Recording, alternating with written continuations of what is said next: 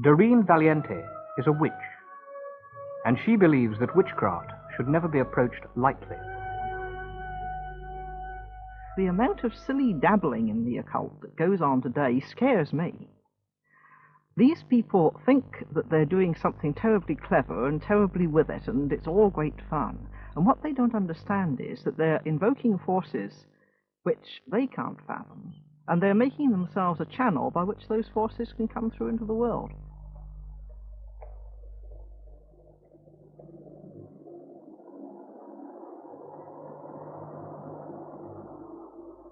The revival of public interest in witchcraft is one of those curious features of life today. But it's very difficult to get at the truth of what it's all about. On one estimate, there are 30,000 people practicing in witchcraft in this country alone. A more conservative figure would be 8,000. But even so, it's enough to make you think. Are there really dangers involved, or is it all just a delusion? And if it is just a delusion, why do so many really quite intelligent people half believe in it? Just what has been going on in this country since the last of the witchcraft laws was repealed in 1951?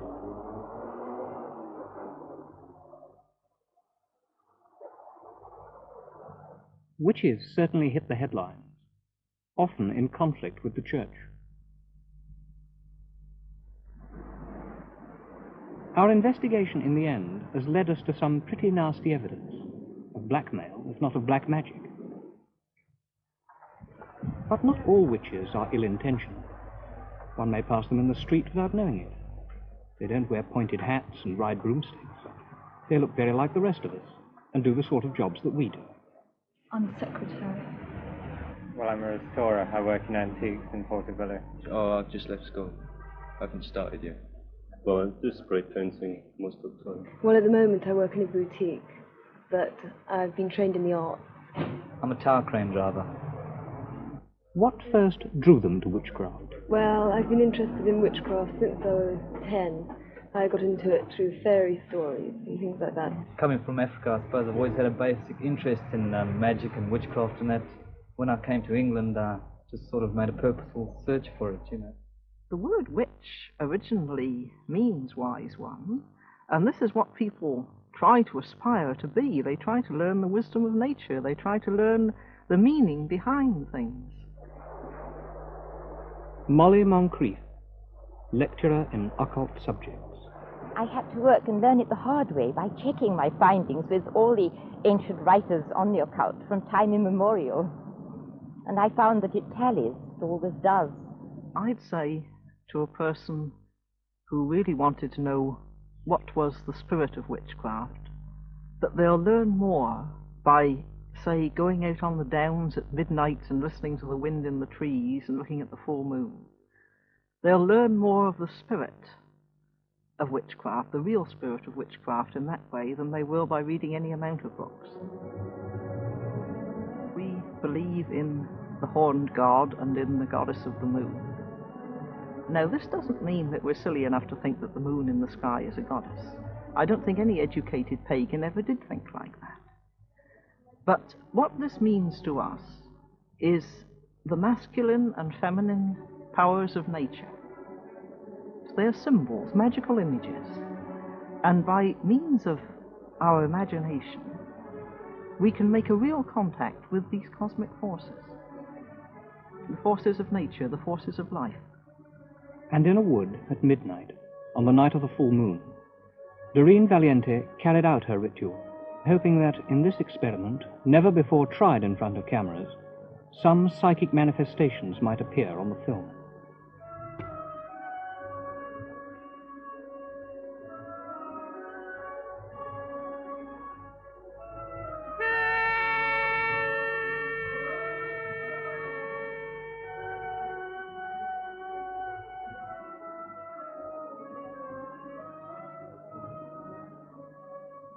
Diana of the rounded moon, the queen of all enchantments here, the wind is crying through the trees, and we invoke thee to appear.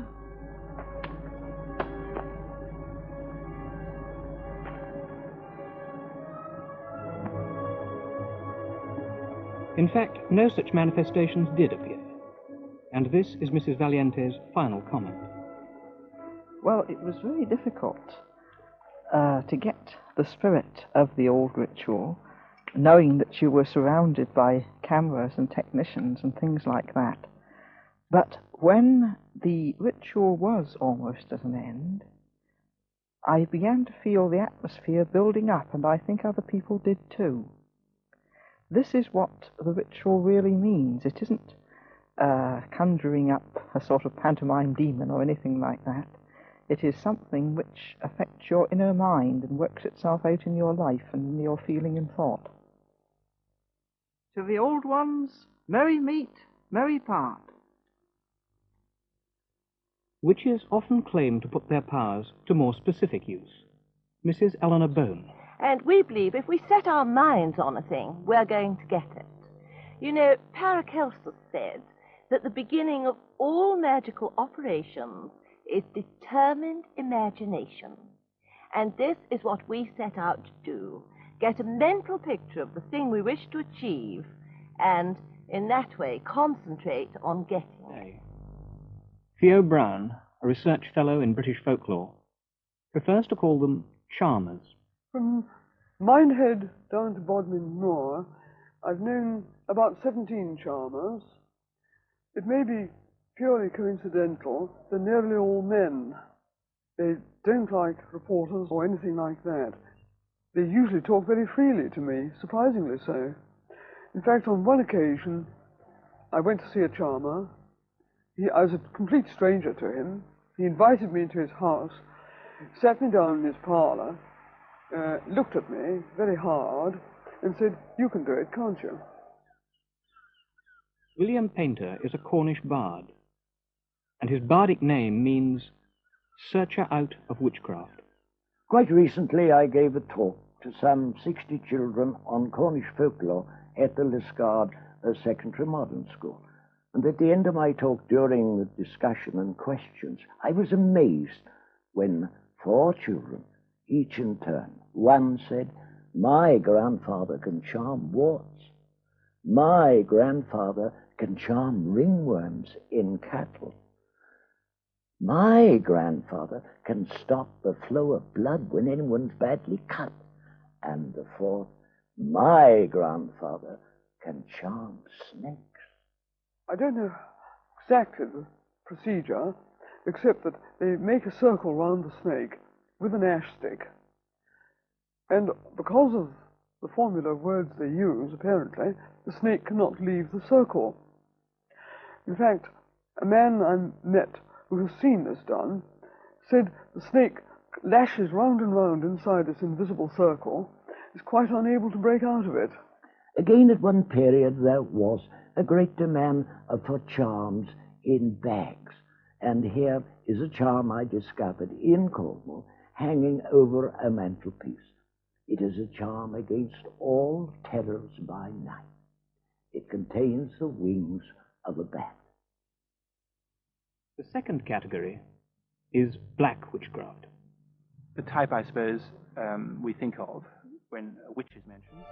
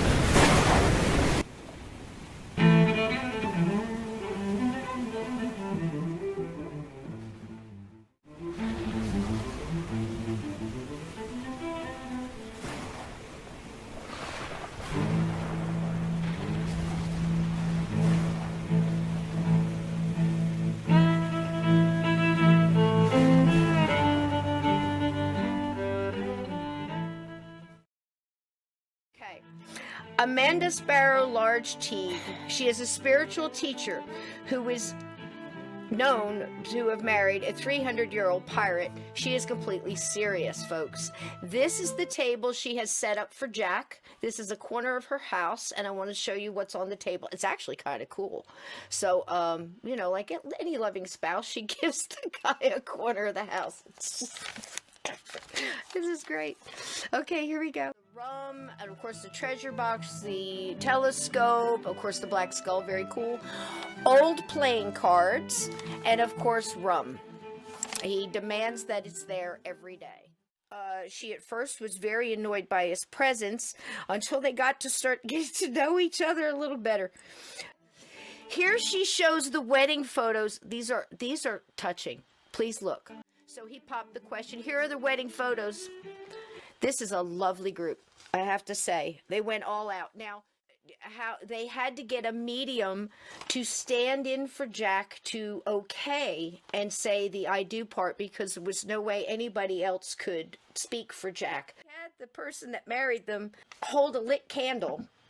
Well, they hold a taper candle up, place the ring on the candle, and they were married. All I have to say about that is she should have married a bigger candle, but again, I digress. So they were married about 3 years, and here she is on a morning show describing the sad ending to this. Now, it's just sad. So she says, "You gotta go, Jack. You gotta go." So they got a divorce via, yes, an exorcism.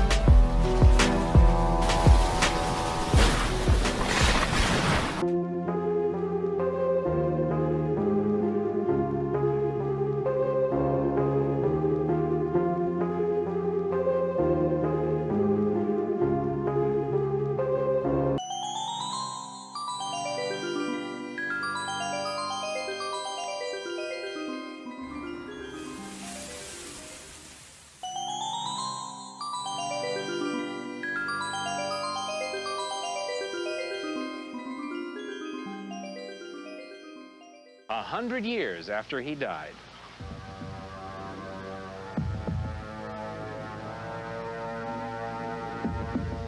Strange paranormal events at this toy store have been linked to a hired hand named Janne Johansson. He worked for a farmer and fell deeply in love with his daughter, but the feeling was not mutual.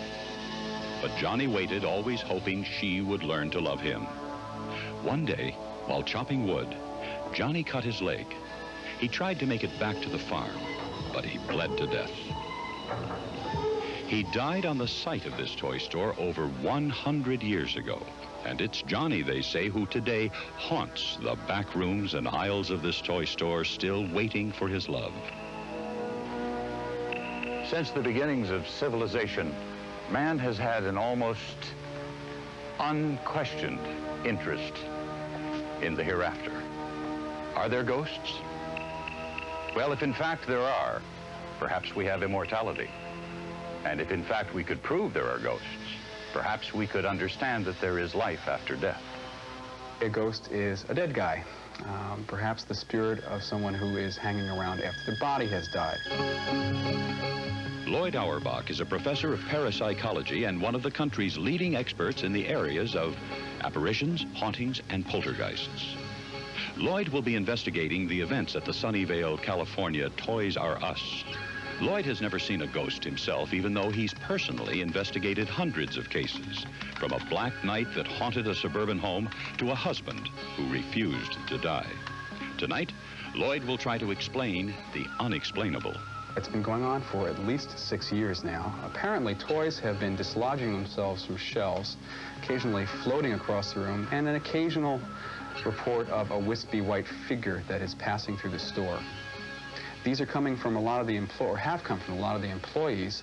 However, no extensive investigation by a scientific team has ever taken place. Investigations of ghosts generally take three forms. Poltergeists, involving movement of objects; hauntings, where a ghost is part of a reoccurring event but prompts no contact; and apparitions, which are true ghosts that can be seen, smelled, and even spoken to. Lloyd informs me that at the Toys R Us event, all three were involved. The first step in any investigation is to talk to witnesses. I can't explain it. I know I feel that someone's calling me. I hear my name, and when I turn around, there's no one there.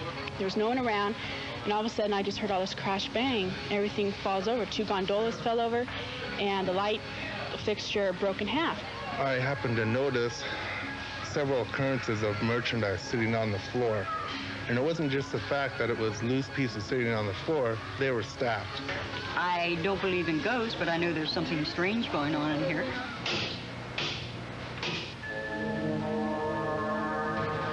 The strongest evidence to date that a ghost might indeed haunt the store is in the form of photographs taken by Bill Tidwell. The photographs were taken during a seance recently held at the store. This photo reveals nothing. 2 seconds later, a shot of the same area was taken. This infrared photo clearly shows a figure. Infrared is sensitive to heat and energy. Bill will be taking photos for us tonight. I still don't necessarily believe in ghosts, but I cannot explain this figure at all. Lloyd's conclusion so far was that Janne Johansson is a combination of overactive imaginations and various practical jokes. In addition, tonight's photos revealed nothing. There's a reason for me to question what's going on here. I can't say for certain that people are imagining things or that they're conjuring up a subconscious image for themselves in all these cases. There seems to be something that people are experiencing around the world, whether it's in terms of ghosts or other sorts of psychic experiences, that needs explaining.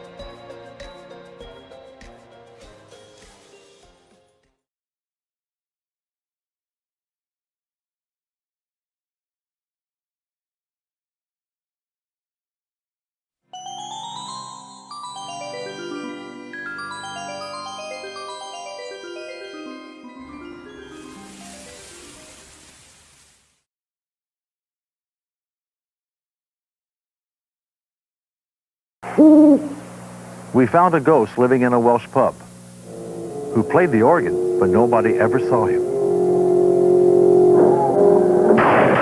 A mansion called Lowell House possessed a crying young child who could never be seen except as a shadow. Apparently, he died a tragic death and is buried on the property. Then there was the horror of Amityville that made an entire family flee after only a month. But the one that really scared everybody turned up at a Toys R Us. This seemingly normal toy store is a popular place for local kids. There are those who claim that it's a favorite haunt of a very playful ghost. Could a ghost be lurking here in this irresistible playground? A psychic named Sylvia Brown believes she made contact with the ghost. I kept picking up this Yanni Johnson or Johnny Johnston. The toy store is located on the exact spot where this house once stood. It was built in the late 1800s by a prosperous settler named Martin Murphy. Further research revealed that a local circuit preacher sometimes lived on the Murphy farm. His name was John Johnson, and he had fallen in love with Martin Murphy's daughter, Elizabeth. Johnson often worked on the farm to pay for his room and board. Unfortunately, Elizabeth paid little attention to him. One day while chopping wood, Johnson badly slashed his leg. Unable to move or get help, he bled to death. Bleeding to death is, I've talked to doctors that I do work with, and that's really not that painful. It's sort of a slow tiredness. So he probably doesn't even realize he is dead. Now we wondered if our psychic Sylvia Brown could make contact with the ghost that was loose in the store. The best way was to set up a seance. We hired professional photographers to take pictures throughout the session, and it was in their cameras that the unbelievable appeared to happen.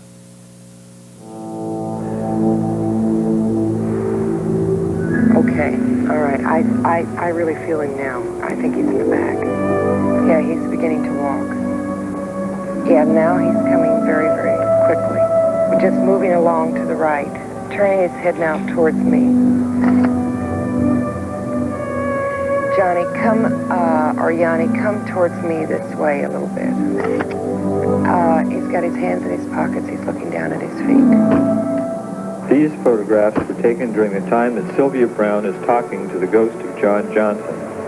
The photograph in this proof sheet was taken with infrared film. At the same time, the photograph on this proof sheet was taken with high-speed film. The incredible thing is that the enlarged infrared photograph shows a shadowy figure standing at the back of the picture that does not show up in the photographs taken with high-speed film. John, you can find Beth if you just go on to the other side. You really are caught in a time framework. No, all right, if you don't want to talk. No, I won't say anything if you don't want to talk about it. It was nice of you to come to see us. My assistant and I do not remember anyone standing in this position while Sylvia was talking to the ghost of John Johnson, and we cannot explain why a figure that appears in an infrared photograph does not appear in a photograph taken at virtually the same instant with high-speed film. Take care of yourself. May you find peace, Johnny. Yeah, he's going around the corner. That's very sad. Well, we called Sylvia Brown and asked her if she believed the ghost was still in the store. Here's what she said. I was there recently with my granddaughter and saw the ghost in aisle 13.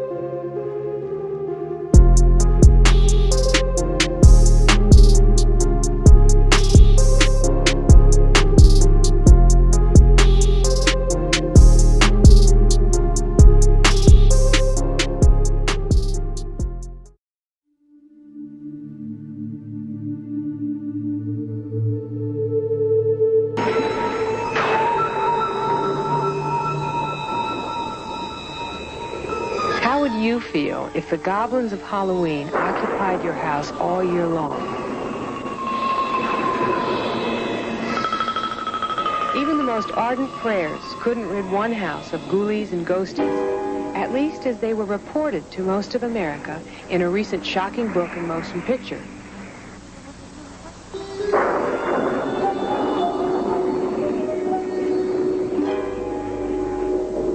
The unexplainable and terrifying became commonplace in the House of Horror.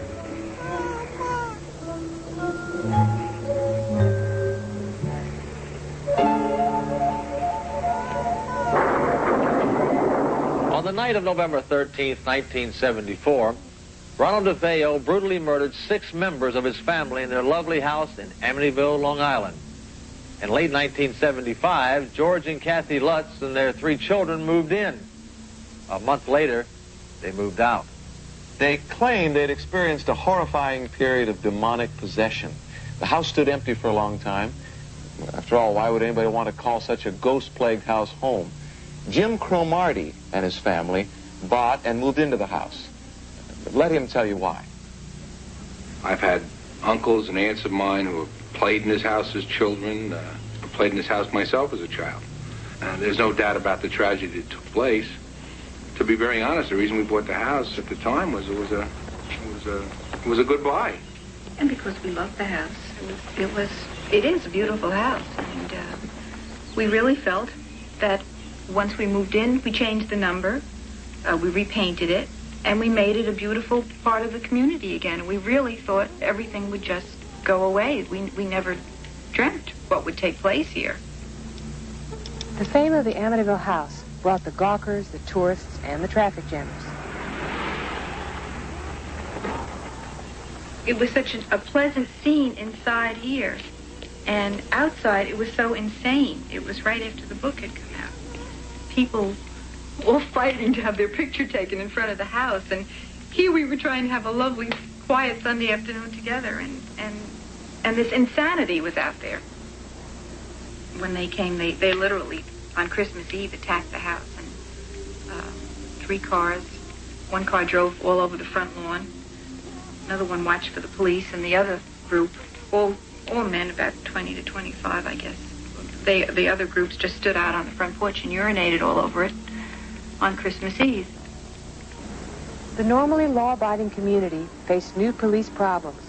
Amityville Police Sergeant Pat Camarada. One occasion, after the Lutzes moved out, a man came to the house in a van with 6 goats, and he wanted the goats to eat the grass to chase the evil spirits away, so we have a lot of cuckoos. One of the police officers saw 2 young couples outside of the building. One of the girls was in hysterics, more or less, and the policeman figured maybe he could help her, and he asked her what the trouble was. She told him she had vibrations, and she was all upset because of the house. And, he told her, you should not buy the house, you buy the yacht club, and she turned it off just like that. As a result of the story of Lutz's 28-day stay, this small piece of Long Island real estate gained an international reputation. The Amityville Horror told the Lutz's story, and in a way created a legend. There are some people, particularly the Cromarties, who are highly skeptical of the incident. For example, it's written, Quote, January 13th. Amityville was hit by another storm of hurricane strength. Sleet was pelting all of Long Island. It's a very simple thing to write to the National Weather Bureau down in Washington and ask for the weather on the dates that coincide with the book. And they will see for themselves that none of the weather coincides. Not one day, not one snowflake, not one raindrop. Quote, December 29th. Father Mancuso could no longer ignore the red splotches in the palms of his hands, nor the excruciating pain he felt when he touched the sore spots. As far as the priest goes, he testified in federal court in Brooklyn in October, I think it was Right. that he had only come to this house once to bless it. As far as the rest of the book goes, none of it was true. He did not have any of the afflictions on his hands and the sores and the stench and anything that was mentioned either in the book or in the movie. None of that was true, and this is under oath in federal court. The transcript of the trial does not reflect the denial by the priest. In fact, no specific mention is made of sores and afflictions that he suffered, either pro or con. Film audiences were led to believe that a window shattered. This is the window. You can see that it's exactly the same as it has been for the last 51 years. The house was built in 1928. There's all the old paint, the old putty. Nothing's been disturbed. Perfectly innocent windows. This is the original banister. In the book, it was supposed to have been torn out of its hinges and completely demolished or something. As you can see, it is the original banister. It's been here, like everything else, 50 years, and it's still in perfect condition. Quote, January 2nd. Holding his nose, George forced open the paneling and shone his flashlight around the red-painted walls. The stench of human excrement was heavy in the confined space. It formed a choking fog. My name is Patty Camarado. I was friends with Allison DeFeo, the girl who was murdered with the rest of her family here in 1974. This I'm going to show you is the mysterious red room that's so noted for in the book. This door, which they say was never here, was here, is here, always will be here, I suppose. This is the red room. Nothing more than a storage area where Allison and her brothers and I used to keep toys. Just red, you know? There's never any feeling of spirit presence or ghosts or any sort of thing like that. It's just a play area. We used to keep toys. Nothing more than that.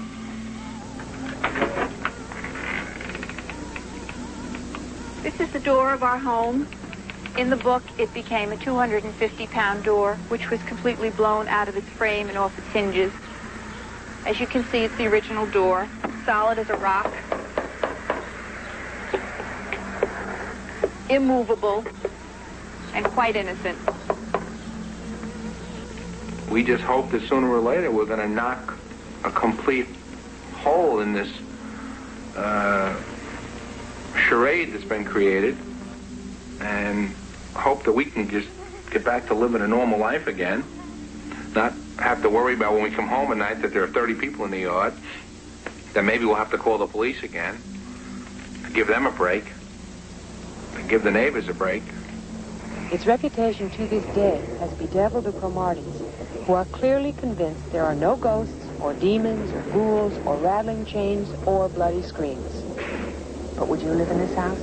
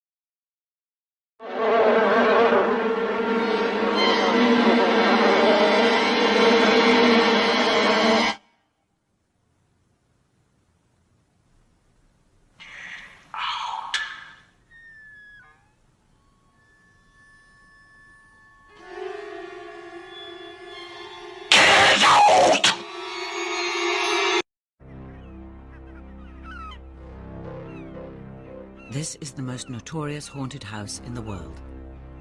It is to be found in the sleepy seaside town of Amityville, an hour away from the hustle and bustle of New York City. 30 years ago, a truly horrifying crime was committed here, when 6 members of the DeFeo family were shot dead in a single night.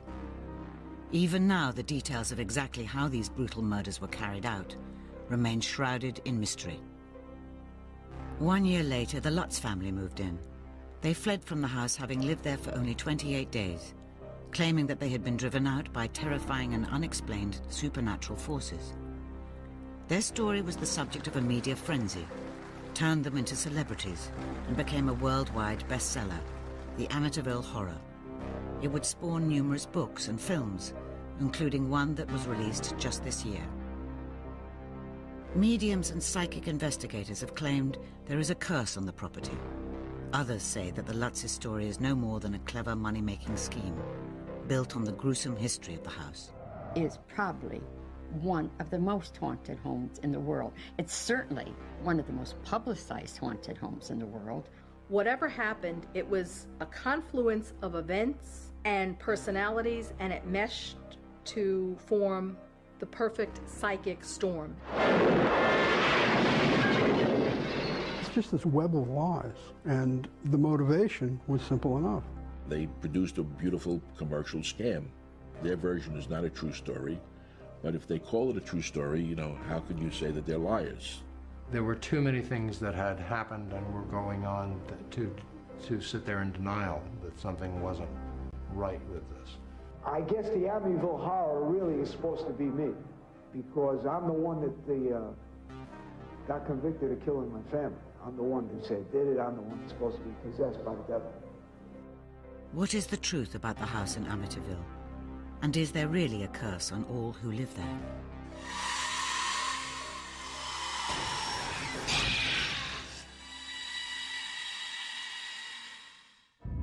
The mysteries and controversies surrounding the Amityville story begin with the horrific events that took place on the night of November 13th, 1974, when 6 members of the DeFeo family, mother, father, and 4 children, were shot to death inside this house.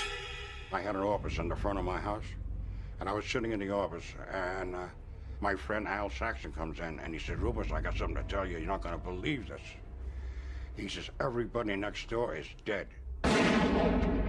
We saw several of the bodies being taken out. I'm sorry to say one of the children's bodies fell off the tarp they were carrying it in, and I saw one of the murdered children.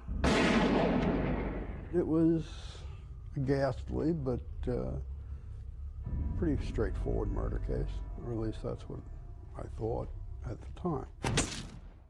It was just very eerie. It was very quiet, and just a chilling, frozen moment, the kind that you never forget. It's a picture that you keep in your head always. Here you had a so-called idyllic suburban family, Italian Catholic. The family had its own business, which was an auto dealership.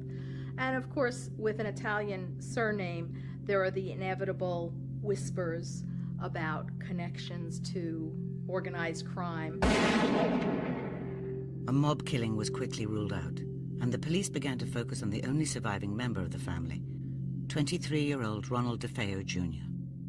George Harrison came, who was chief of detectives over in Suffolk County, and he said, "Can I use your house for a while for our headquarters?" Everybody in my neighborhood was scared to death that there's somebody loose in this town. From the beginning, Butch DeFeo, Ronnie DeFeo Jr., was suspected.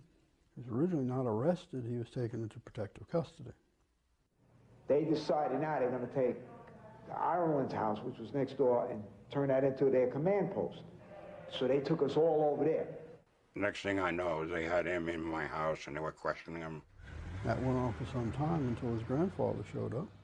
A police officer heard Ronnie's grandfather tell him, "You'll stop throwing the family name in the mud. I don't want to hear anything more about your sister. Just admit to the murders. It's over." I told them in the beginning things that were true, but, you know, they get the pressure off of me. Even before this, the Amityville locals had already made their minds up about who had slaughtered the family. I walked around the neighborhood and I said, "Can you tell me anything more about what happened?" And almost to the person, every kid said, "Ronnie did it, Ronnie did it." I was in my car. I believe the reporter was Joe Martin. Came on and said that the killings had happened. And and they didn't say that Ronnie was dead with them. And I said to my wife that it was Ronnie. Ronnie was, put it this way, a wild teenager. He had a reputation for using drugs, for violence, for fighting with his father. He was a punk. All he did was drink, gamble, and fight.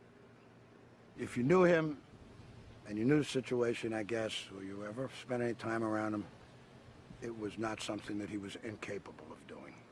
And when everybody else is dead and he's not, you know. There was a lot of problems, you know, and it's not that I could sit here and lie to you. I could say that I knew something bad was going to happen to my mother and father. Within a short time afterwards, Ronald DeFeo Jr. was officially named the suspect. He was the alleged murderer. He was the accused. After a short, sharp interrogation, DeFeo confessed to the crimes and gave the first of many versions of what happened.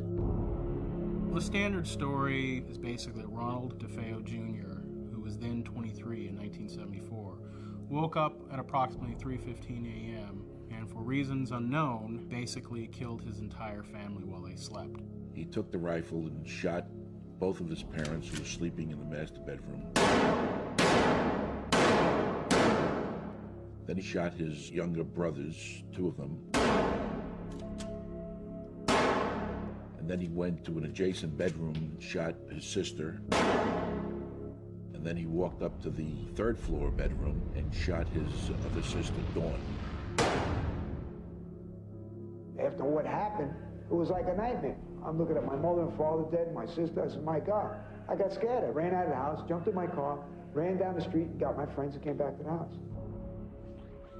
DeFeo's confession did not explain a number of puzzling mysteries about the killings.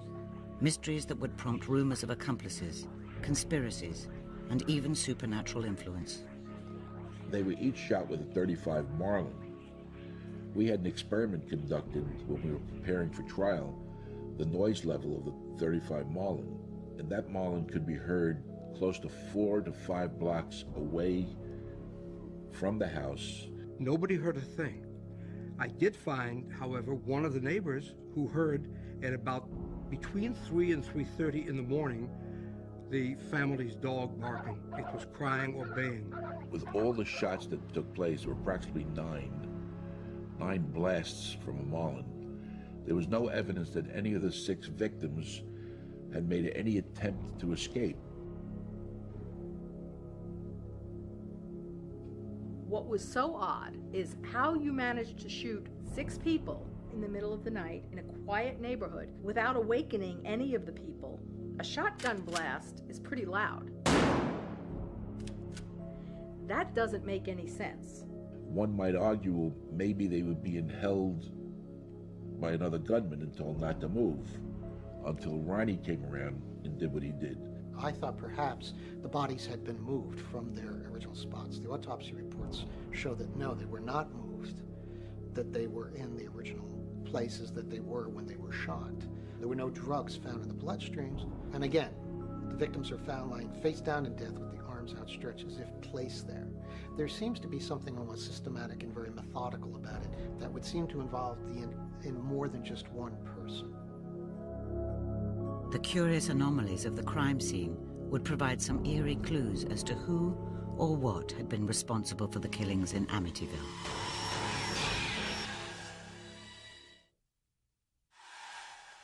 After Ronald DeFeo had confessed to shooting his entire family, attorney William Weber found himself faced with the difficult task of defending him. Weber began by investigating what went on in the DeFeo home.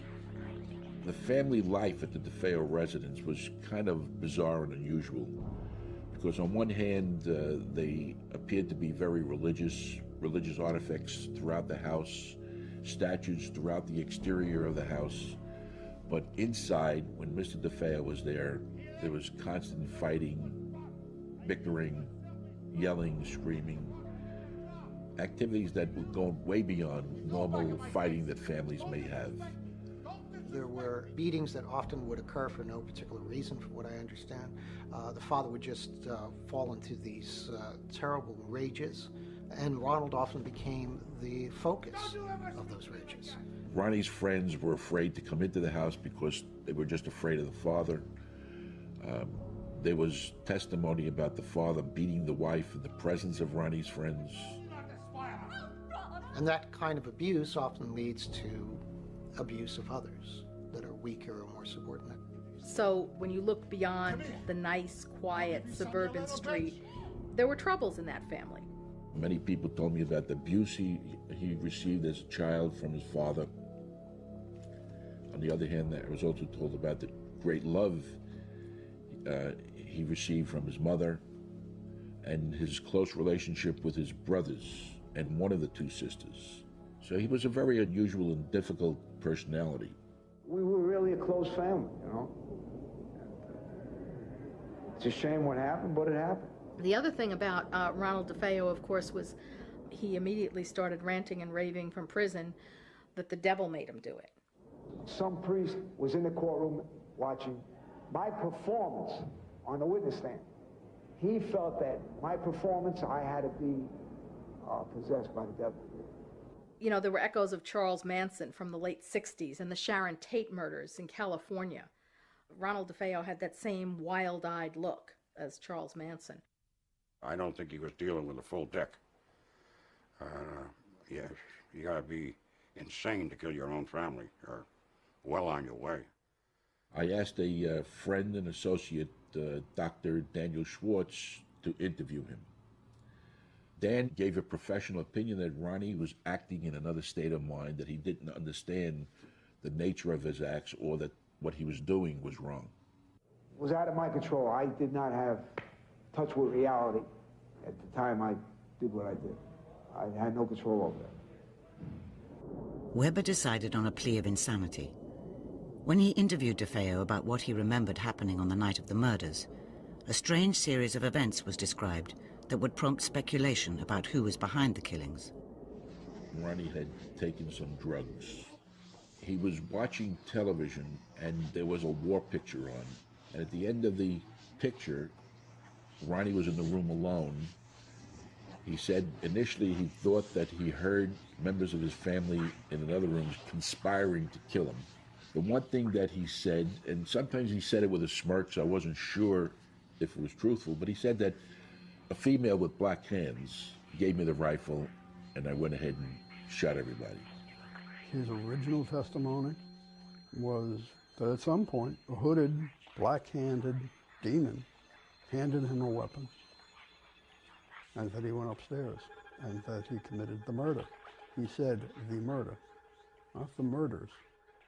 During the trial, one expert argued that DeFeo may not have acted alone. Herman Race was a criminologist hired by the defense. Herman Race, in a closed courtroom, that means they cleared out the public, told the judge and the prosecutor that some of the bodies had been moved, that they were not all killed in the positions they were found. He also said that he believed that multiple weapons were used, not just one high-powered rifle. Intriguingly, many years later, journalist Rick Moran was contacted by a drug enforcement agent who told him that he had the DeFeo home under observation at the time of the killings and had seen Ronnie's sister, Dawn, leave the house.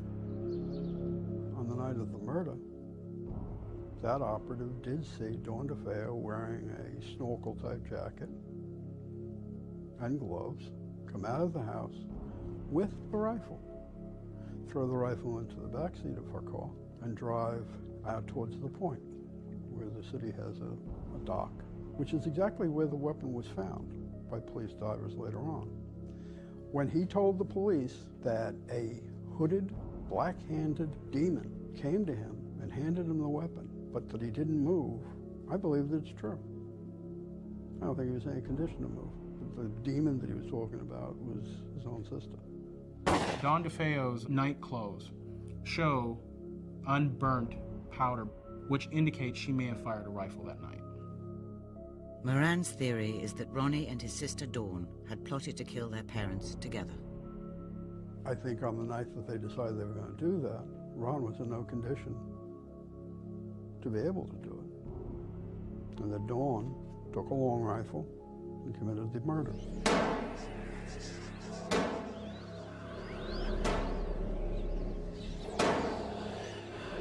Unfortunately, in the frenzy of it, she apparently decided she was going to take out everybody.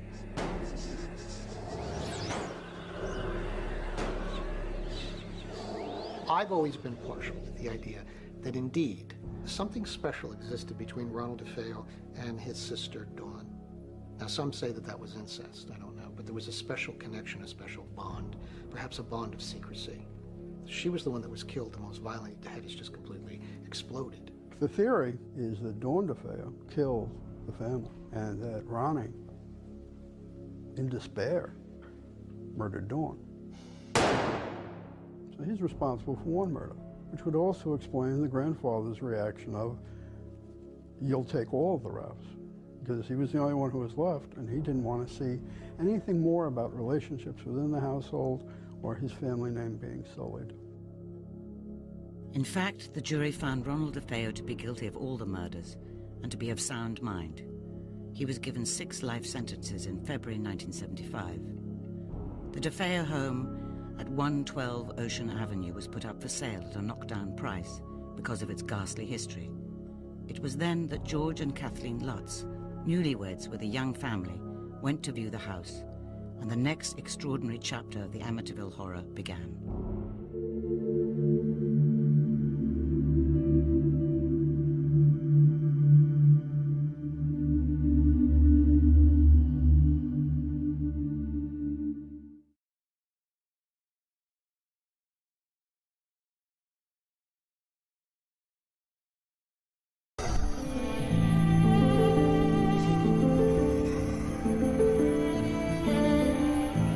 Even the normal rooms caused strange reactions.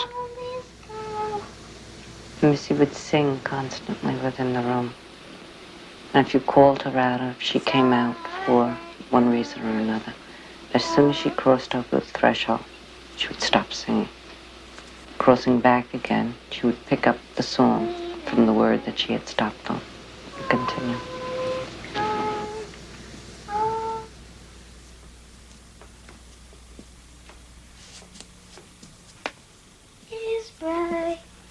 Missy boasted of her new playmate, someone or something named Jody. Jody, said Missy, could take any shape, a doll, a teddy bear, even a pig. And Jody could only be seen by whomever he chose, and he had remained invisible to Kathy and George. Missy even drew Jody in crayons. George and Kathy were amused at their daughter's fantasy, thankful that the terrifying events had not yet touched her. Their amusement faded quickly into horrid fear when Jody made his presence known to them.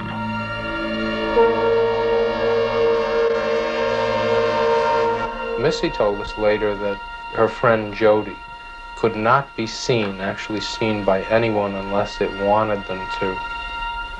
And that at times it was a little bigger than a teddy bear, and other times it would be bigger than the house. Jody had the ability to change its size. One night coming back, I looked up at Missy's room and there was a shape in her room that I don't know what it actually was. And I was coming back from the garage one night. But I would go out to the boathouse for no reason, check everything out, and then go back. I'd do that a couple times a night. The reason I mention that is because our behavior changed, the way we would go about living. I would go from the fireplace to the boathouse constantly. No longer did George and Kathy feel they were alone. The Lutzes felt driven to rid their home of the evil intruder. They decided to re-bless each room themselves. Come, will be done on earth as it is in heaven. Give us this day our daily bread. That's when things really got bad. We tried to kick out what was there, and it didn't want to go. You go around, you open a window in each room, and you say the Lord's Prayer, and you command it to get out of that room, and you go on to the next room. It didn't want us to go around blessing each room and commanding it to leave. In the name of God, we would go around and do that. And when I finished the first time, we heard a chorus of voices scream out, "Will you please stop what you're doing?" So that convinced us that what we had tried to do didn't work. And things got very bad that night.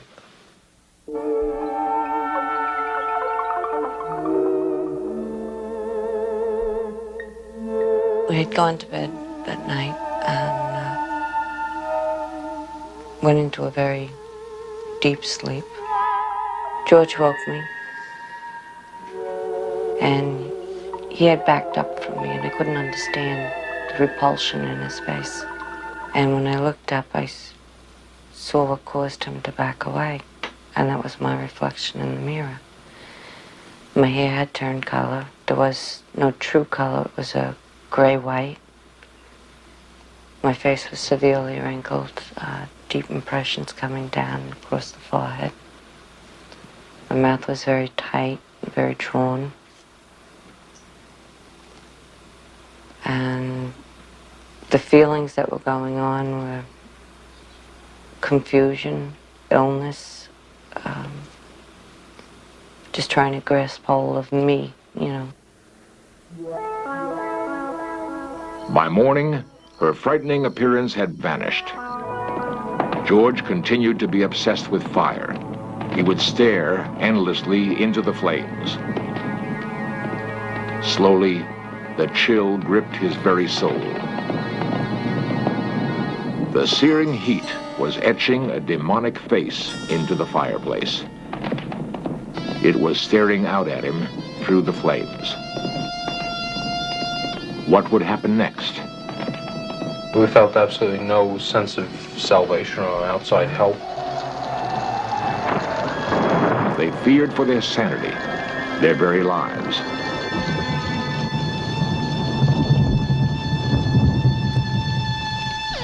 You know, all kinds of things were going on that night. Noises were going off downstairs, front doors slamming, dogs getting sick, the kids' beds are being levitated and dropping down. The constant barrage of increasing terror finally made the Lutzes realize they couldn't go on.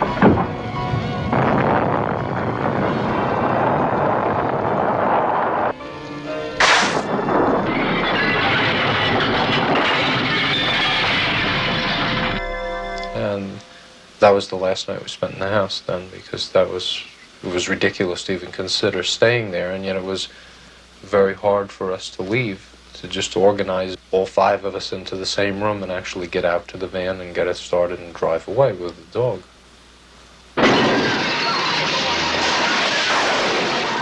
Only 28 days after moving in, the Lutz family abandoned all their possessions, everything they owned.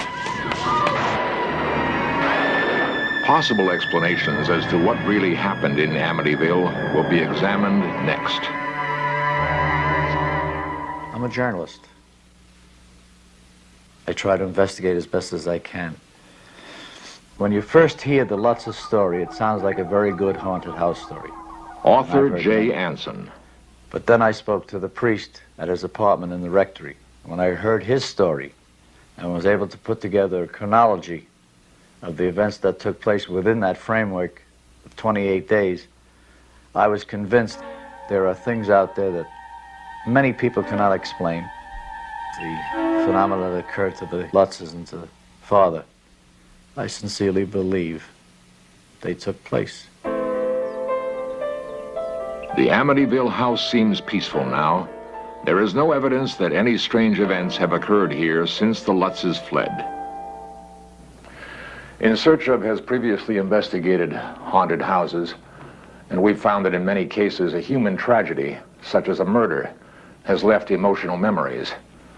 This may be the explanation for the Amityville horror, or there may have been a much more dangerous force, what psychics and priests call demonic, pure destructive energy, as ancient as time itself.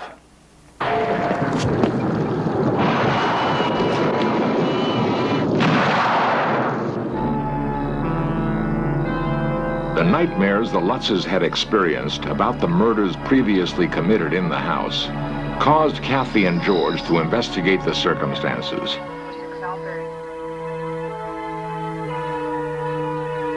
Ronald DeFeo had murdered his father, mother, 2 brothers, and 2 sisters.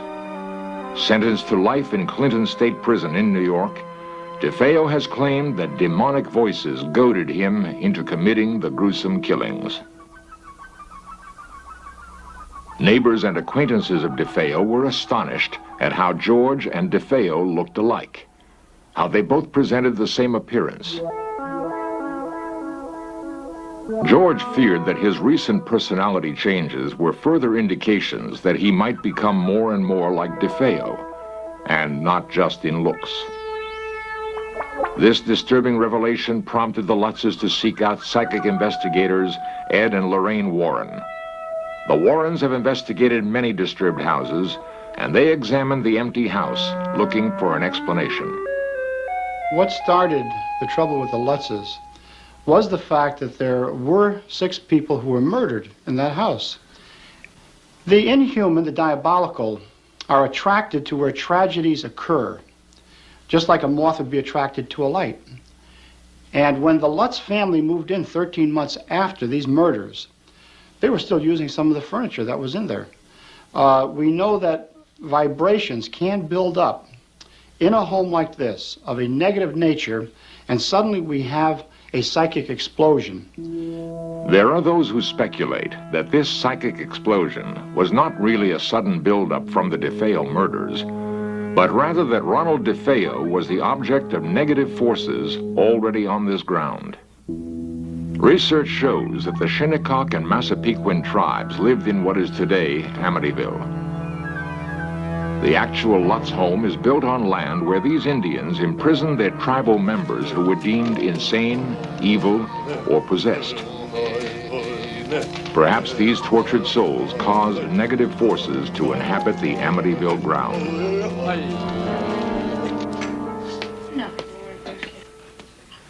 This seemingly far-fetched explanation helped confirm something the Lutzes desperately wanted to hear. We believe it was there when we moved in. We don't believe it came to bother us after we moved in, let's put it that way. You know, whatever was there had been there for quite a while. All those involved with the Amityville horror agree on one thing. Some evil thing no one can explain seemed to inhabit the house. Why then was it never exorcised? I'm a Roman Catholic priest. And the Roman Catholic Church teaches that people can become possessed, but not objects. The Lutzes were not possessed, so therefore I don't believe they should have been exorcised. And I don't believe the house was possessed. There was something there.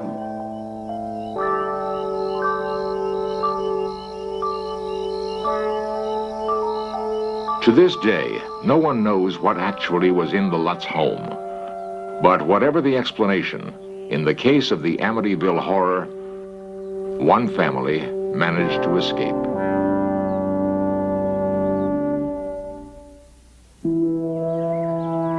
For those who lived through the Amityville horror, the emotional shock still lingers. The Lutzes fled to the opposite end of the country, never to return to the house in which they had sunk all their hopes and all their savings. I think I want my family and my children much more than I want a structure. And if you view it in that perspective, it's easy to walk away from. We still have that alone feeling. I guess that doesn't go away. We're glad it's over. For us, it's over. The Lutzes believe it is over. For them, it may be.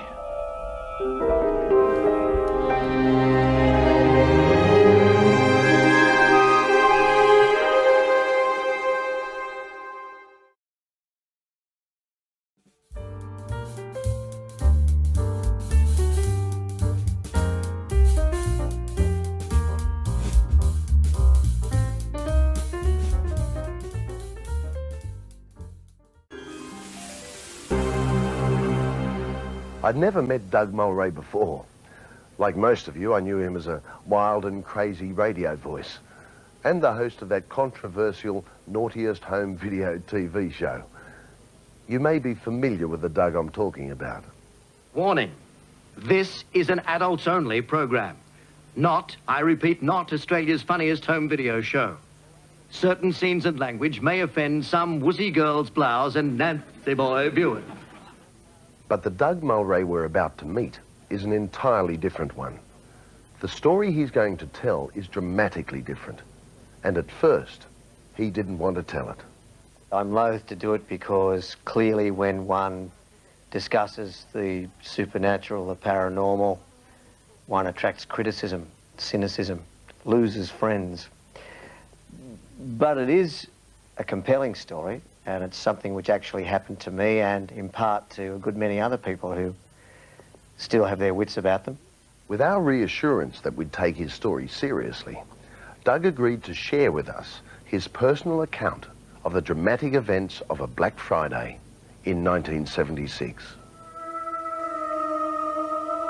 That night, Doug Mulray was a young radio announcer with Radio 2GO on the New South Wales Central Coast.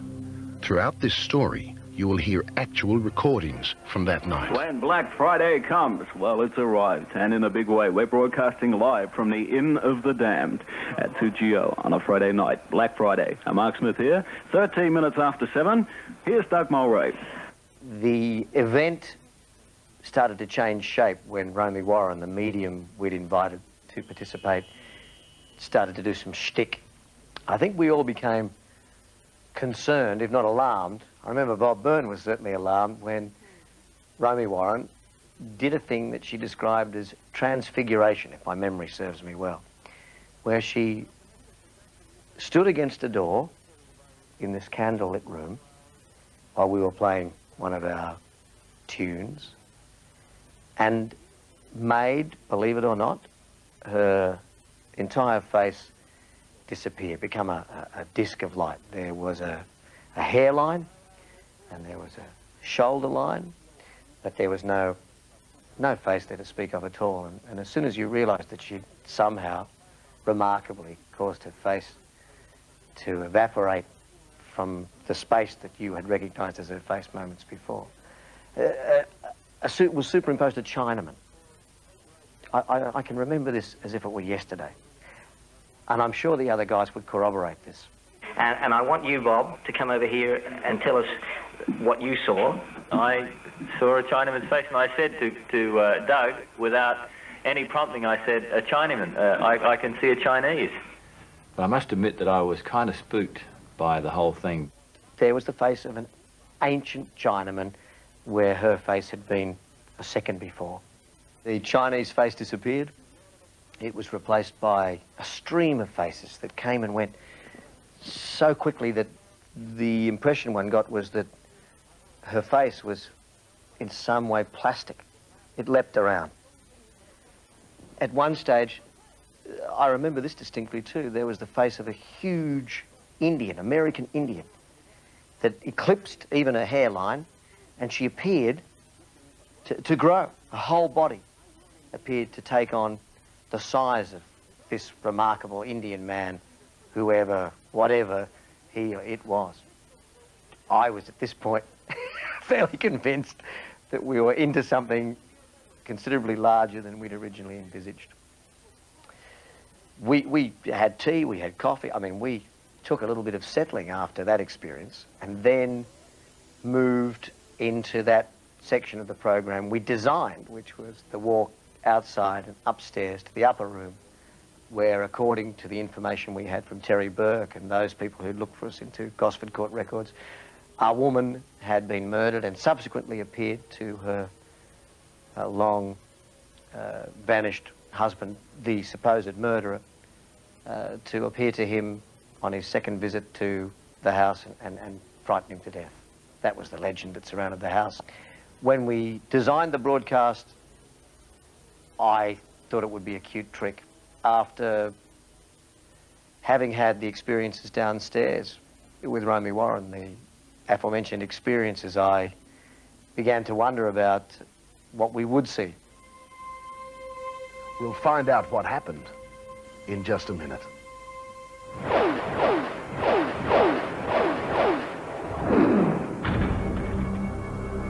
TV personality Doug Mulray, with more on the night the line between reality and the supernatural blurred. We went up the stairs with a long lead, the two of us. As I say, an outside staircase. The upper room was accessed from an outside staircase.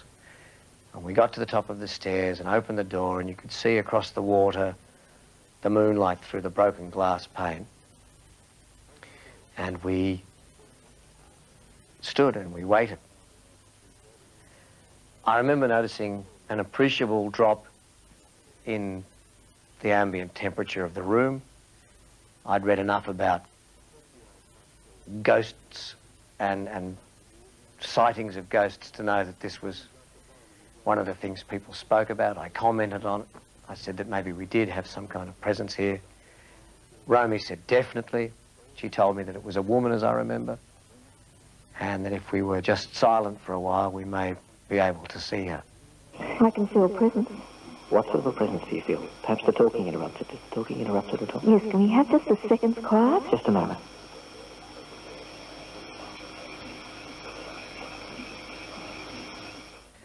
The automatic gain control, that device at radio stations which picks up whatever noise there is to keep it balanced, to keep something on the radio, sucked up the sound of the insects outside. And I can remember to this day the intense sound of the chirruping, the grasshoppers, the cicadas, whatever they were in the bush. Loud, hammering, a cold in the room, but nothing did we see. So after what seemed like an eternity, it was probably 10 or 12 seconds, I said, well, it looks like we're going to be disappointed this evening.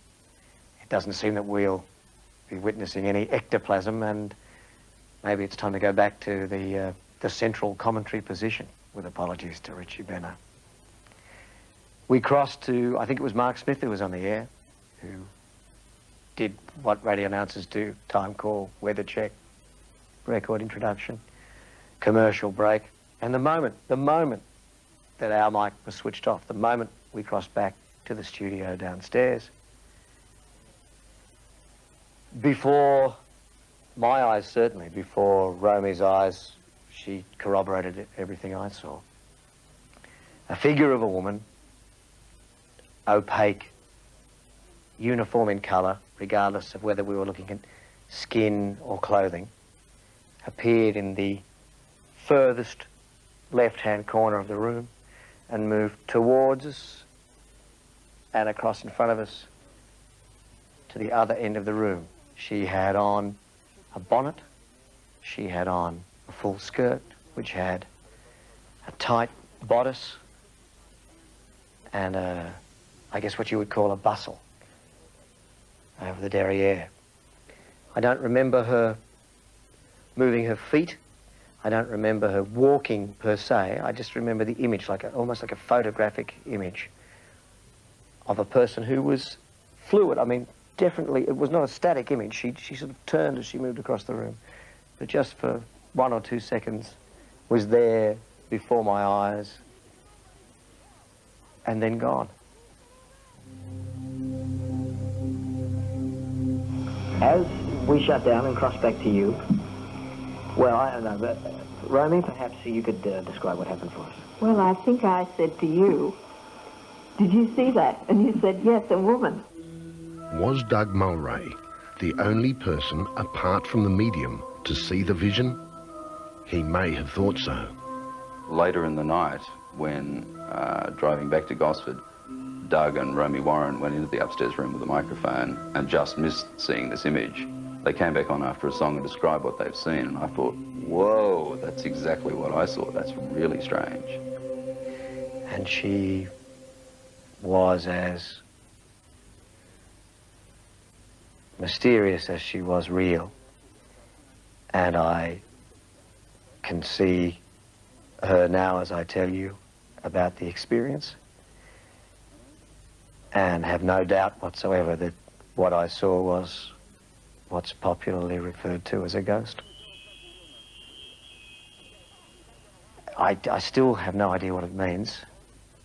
There are theories that have been offered, theories I can offer you, but the reality, the single reality that dominates my memory of the experience is this spectre, and it was there and was real, and it confounds everything I believe.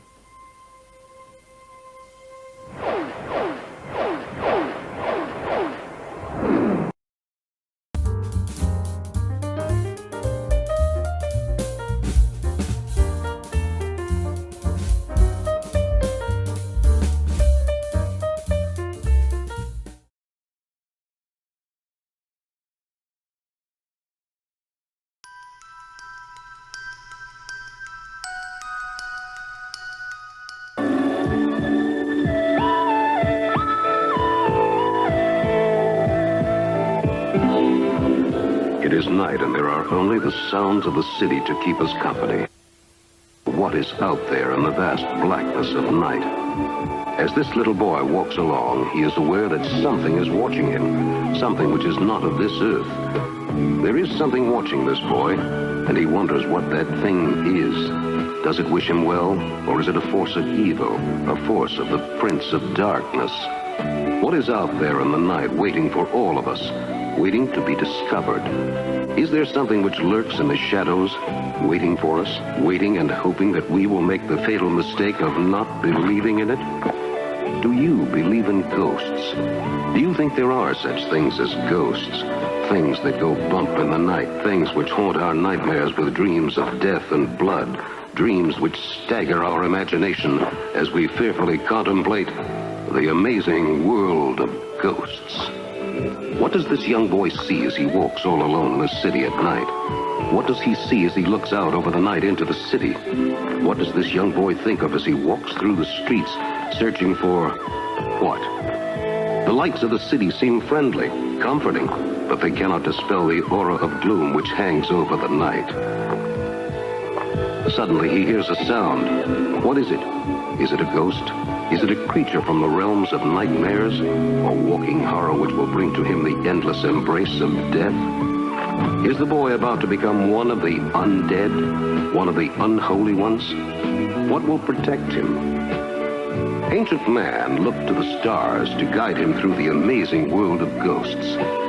As we search through the caves of antiquity, we wonder about ourselves, about our lives, and about the possibility of life after death. A realm in which the dead may live again, in which the living will be truly the living dead.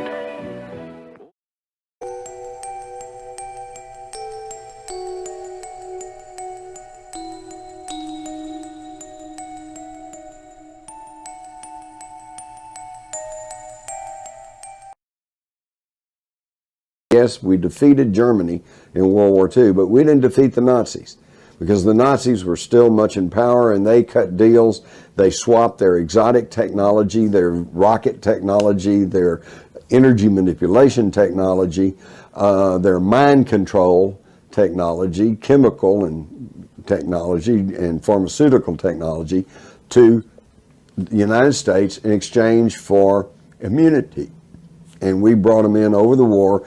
And in the late 40s and early 50s, John J. McCloy, who had been head of National City Bank, which was one of the largest lenders of money to pre-World War II Nazi Germany, was made High Commissioner of Germany, and he pardoned thousands of unreconstructed Nazis, brought them over to the United States. His protege was Allen Dulles, who then was head of the CIA for many years. And under Dulles, he whitewashed their backgrounds and put them all, these Nazis, into our military-industrial complex. And that began the National Socialist infiltration of the United States system. Back then, the Germans had been very much involved in the occult, if you want to call it that, exotic technology. Yeah, and the question has always been, how did the Nazis get so far ahead of us in science? They were broadcasting the 1936 Berlin Olympics over television. In fact, by the end of the war, they had television-guided missiles. Holy cow, we didn't know that. And there's good reason to believe they actually possessed and had tested a nuclear weapon. But by the time they did not have a reliable delivery system, and by the time they were ready to maybe unleash a nuclear weapon, it was spring of 1945, and the Russians were closing in from the east and the Allies from the west, and it was almost all over. And if they had set off an atomic bomb somewhere, it would not have ended the war. It would have simply meant the total devastation and destruction of Germany. Now, where did they get all this? For years, I'd heard stories that, well, they captured a flying saucer somewhere and they back-engineered it. But yet, every time you try to track those stories, it never went anywhere. And I am now of the opinion, based on information that I have now and based on documentation that has come out of the old Soviet Union now with the collapse of communism, that the Germans had their own remote viewers. Of course, they didn't call it remote viewing because that was a term that was coined back when the CIA and and the National Security Agency in this country was studying and working with psychic warfare. But they had the same type thing. Back then, the Germans had been very much involved in the occult, if you want to call it that, all the way back in prior to the 1920s. And they would have seances, and they would have all of these channelings, or whatever you want to call it. But at the bottom line of it is what we call remote viewing. It was the use of these psychic abilities, and the Vril Society, and this was largely based on the philosophies of Madame Blavatsky and her Theosophical Society. They were heavy into that, and of course Hitler was put into power with the help of the Thule-Gesellschaft, or the Thule Society, which was an occult society made up of some of the wealthiest and aristocrats there in Germany, and industrialists. And they were big into this stuff, into spiritualism, I think is what they called it back then. And so they, according to the information I have, there was even a unit within the German military called Dr. Greenbaum. And this was basically their remote viewers. And interestingly enough, this was under a broader umbrella program called MAGIC, M-A-J-I-K. And that's really interesting because, as you well know, the Majestic 12 or Magic 12 that's always talked about in the UFO literature, being the people at the top who are in charge of the secrecy over UFO technology, was MAJIC 12 to begin with, which is the anglicized version of MAJIK, the German version. And I'm wondering if perhaps when we brought their mind control experts and their pharmaceutical experts and their rocket scientists all over here after the war, if we didn't bring some of their psychic scientists too.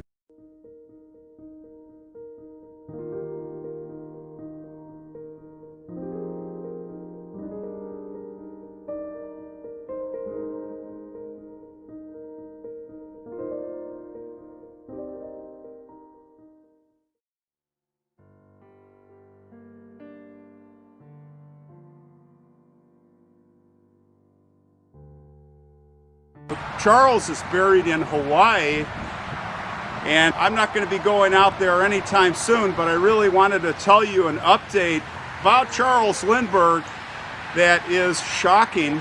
I mean, his life is already a shocking story, and as some of you may know, a lot of bad things.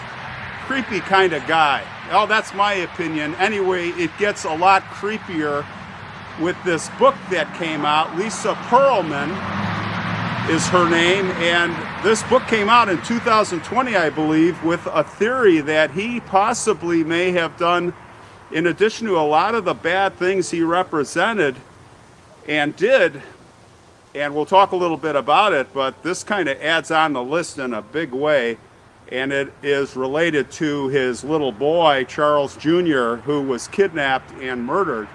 Crime of the century. So let's take a walk and talk about this story.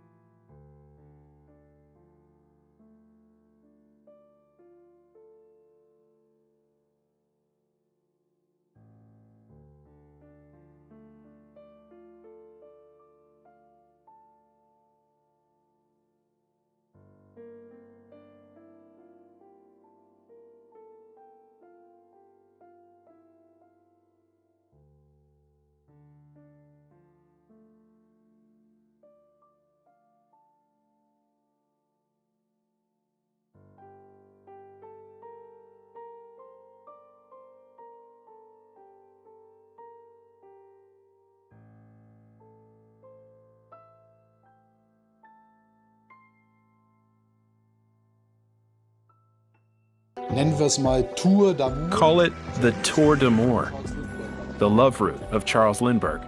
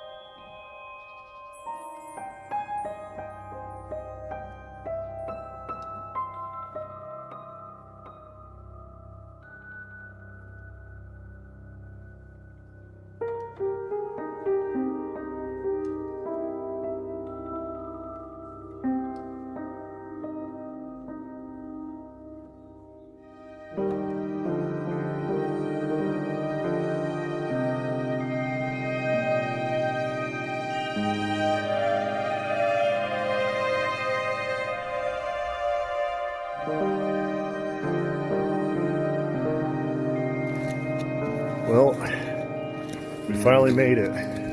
We only got lost for about a half an hour, but here we are. This is like some Texas Chainsaw Massacre shit. Out in the middle of the woods. Abandoned bunker. Getting hung up on my fucking stand for my camera. That's cute.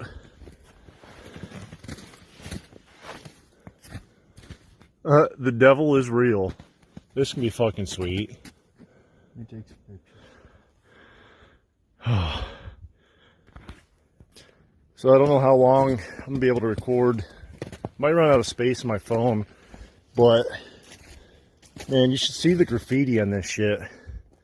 Definitely makes you want to turn away and not even enter when you have a big sign that says the devil is real right at the entrance. I don't know if you can see that. There's probably some hobgoblins sitting in there. Just want you to take a moment and absorb this, you know.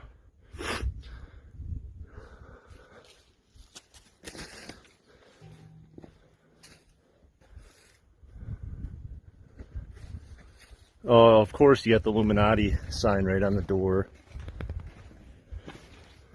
It gets pretty dark in here. Let's see if I can turn on my light. Yeah, that might help. Damn, might stand. Keeps getting caught. Wow. I mean, this is pretty simple, but it's cool.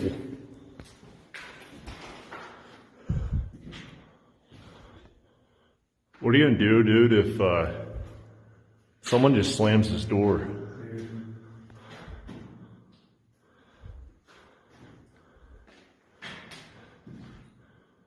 Kevin's dungeon.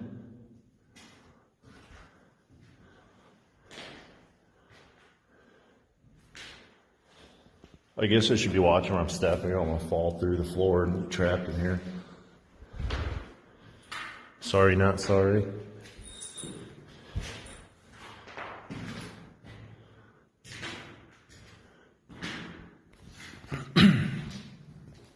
Now this is part of two bunkers. There's actually a south one. I believe we're in the north one right now. And it was part of President Dwight D. Eisenhower's Atoms for Peace program. What? Are those some bats? Yeah, they're little bat boxes, aren't they? Yeah. Well, what's this big thing?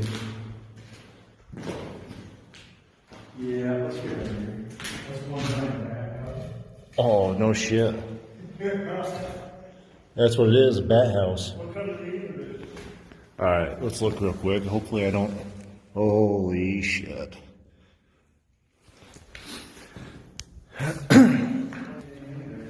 But yeah, these were test bunkers to try to find a way to use nuclear energy for something more peaceful than, you know, atomic bombs.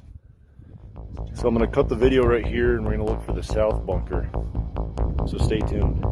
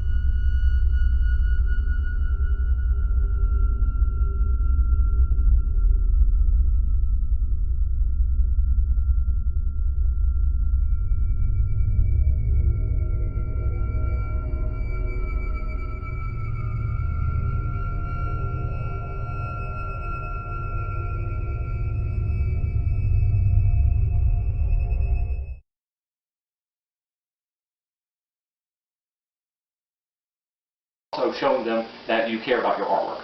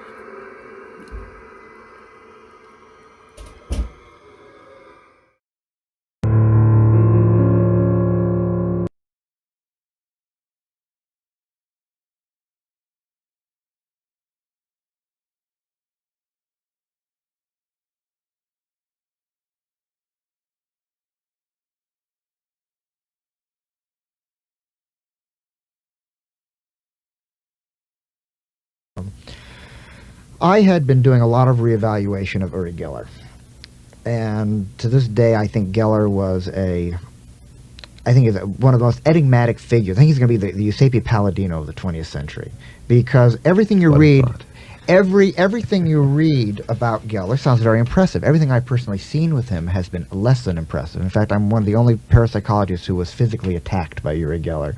He invited me. He invited me to test him, and he did his old routine of trying to get me to me writing little diagrams around, and he would reproduce them, etc. And I would write something, and he'd go to a corner and reproduce my drawing, etc. Well, he was faking the whole thing. I saw the way he was doing it, so I decided to play games with him by manipulating it. So he thought I was doing and writing things I was not. Well, he got very flustered. Well, finally, I decided I was going to leave a loophole so he could fake the way he wanted to fake this little experiment. So so I did fake it. I mean, I let him fake the experiment, which was a method of finally letting him see the top of the pencil when I was making my diagram. And he was claiming he had his back to me. He had his hand over his eye. I could see him peeking. I kept on rearranging his chair, etc. No matter how I rearranged my chair so he could not actually see me, he kept on rearranging his chair. This went on cat and mouse for a while. So I finally let him see my pencil. And he got my drawing. And he showed it to me. He said, "What about that?" And I just looked at him. And I just smirked. And he knew that I knew the way he had faked the demonstration. Well, because this was at a radio station where he had a lot of people around him, he had to make a diversion. So he started throwing every movable object in that room at me, calling me names I cannot really say over the radio. Then after everything was all over, everyone home, then he came up and apologized for it. But anyways, I had watched him do a metal bending stunt, which was really very impressive. There are so many ways of bending a piece of metal fraudulently that in itself, it was very impressive, but I don't put much stock into it. Several days later, I just written a chapter on Geller for a book of mine on psychokinesis, and I was playing devil's advocate by saying why I thought Geller was fake and why I thought Geller was real at a lunch counter. And I took up a totally straight key, and it was a very, very heavy door key. And I was explaining how Geller was going to fake metal bending. And I picked it up and I said, he stroked it like this. I started stroking it. And as I stroked it and watched, the key bent by 12 degrees. Now, I know I did not bend that key. In fact, I could not physically bend it with my fingers. But as I was actually talking about fraudulently bending keys, as I was stroking this thing in imitation of Geller, the damn key bent by about 12 degrees. Did it straighten back out? Or is it still bent? It's bent back at my home. It stayed, and I actually showed it to a couple of physicists who did some tests on it, and they were interested because it bent at a point of the key that would not be the maximum stress point. I won't go into the whole thing about it. But it was very impressive to me because, again, it's only my word to go on, but I know I did not bend that.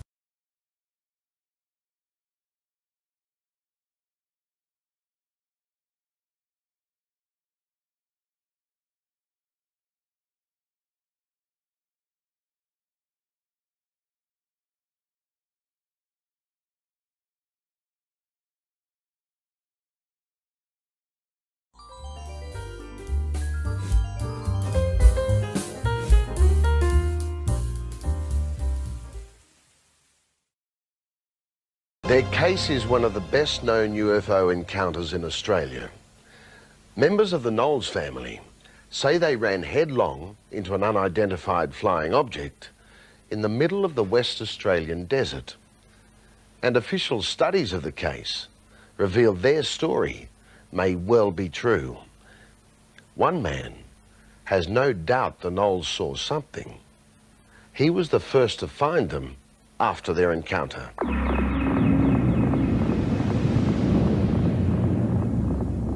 It was not the normal type of trauma that you see on the road.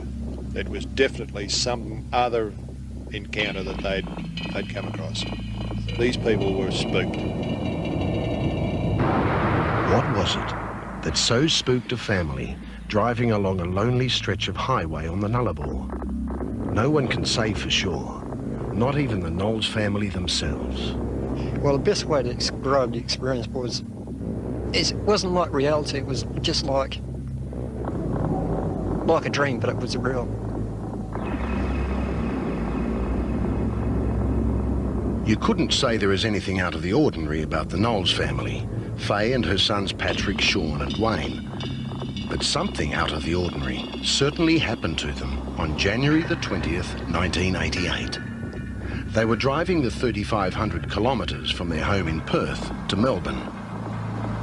It was 3 a.m. Sean was at the wheel. His brother Patrick was asleep beside him. The desert was cool and clear as they entered Majura Pass in the middle of the Nullarbor. Then, out of nowhere, Sean saw it. A dazzling white light headed straight for them. He told me, "Hey, Pat, wake up. There's something in front of us." And I said, "What do you mean?" He goes, "Wake up and check it out." He goes, "Look at that." He goes, "It's a UFO." Sean panicked, tried to swerve out of the way, but still the object bore down on them. But that was only the beginning. Sean put his foot down and sped off along the highway. It chased us for about a half hour, and then somehow it got in front of us. It must went around us, and the faster we went, the faster this object went. And before we knew it, this object landed on a car. Next, the unbelievable happened. To this day, the Knowles family are adamant that their car was actually lifted off the ground. If this is right, they were left suspended in midair. Sean, the driver, blacked out. The others became hysterical. My mum was crying and screaming, just saying, "We're going to die, we're going to die, we're going to die." And all I just thought was, "My God, this is it." You know, I just thought, "Why us?" For God's sake, why us? And all I can remember then was we were dropped. As the car crashed back to Earth, Sean regained consciousness. In terror, the family fled from the car and hid in the saltbush scrub. After a while, the object slowly moved away and the Knowles headed for the nearest civilization, the Mundrabilla Roadhouse. What they didn't know was that Melbourne trucker Graham Henley had been driving on the same stretch of road that night. He arrived at the Mundrabilla Roadhouse just before dawn, just before the Knowles family. This blue Telstar came in a hell of a hurry. And these three young fellas and their mother jumped out of it. They were all talking at once. And the funny noises that one of them was making, he was obviously scared, witless. In fact, the Knowles were so scared, Graham Henley didn't get around to telling them what he'd seen on the Nullarbor that night. A bright magnesium type of light. It just swerved and veered all over one side of the vehicle and the other, and I thought, what the heck's going on, you know? So I sort of accelerated a bit more and kept going, and then all of a sudden it disappeared. Just faded almost to nothing. Back it came again, and I thought, goodness knows, it must be a helicopter or a roo shooter or something like this, having a bit of fun, and I never took much more notice of it. But after talking to the Knowles family at the Mundrabilla Roadhouse, Henley did take notice.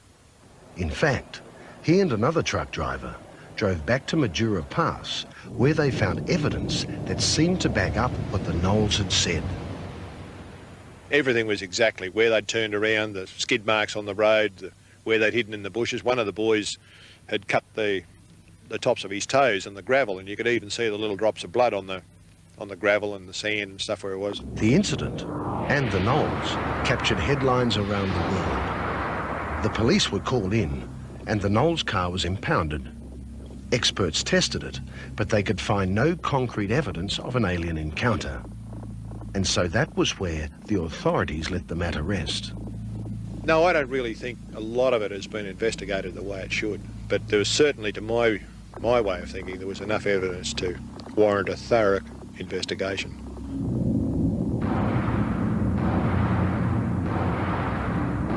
Certainly, something happened to that family that early morning.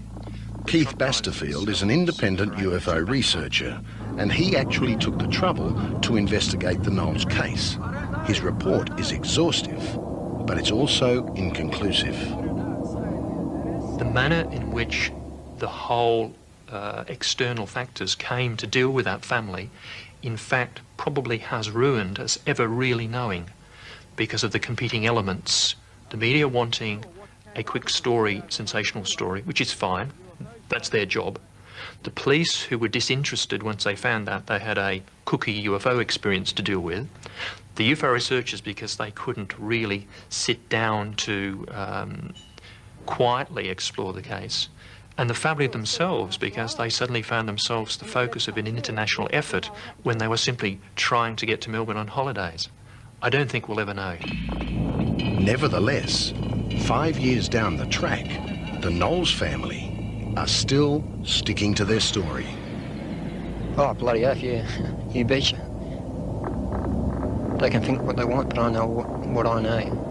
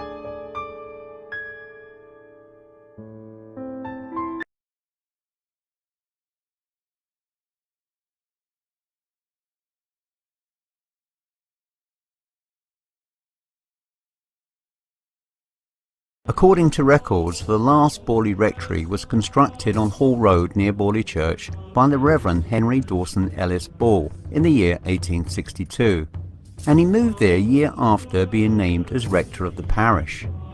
The house replaced an earlier rectory on site that had been destroyed by fire in 1841. It was eventually enlarged by the addition of a wing to house Ball's family of 14 children. It's worth noting that in the 1950s, when they carried out an archaeological excavation of the site, the earliest remains they could find of a rectory dated to around the year 1550 to 1600. Interestingly enough, this finding underscored research by historians in 1939 who claimed there were no records of any religious institution such as a Benedictine priory as ever being built there.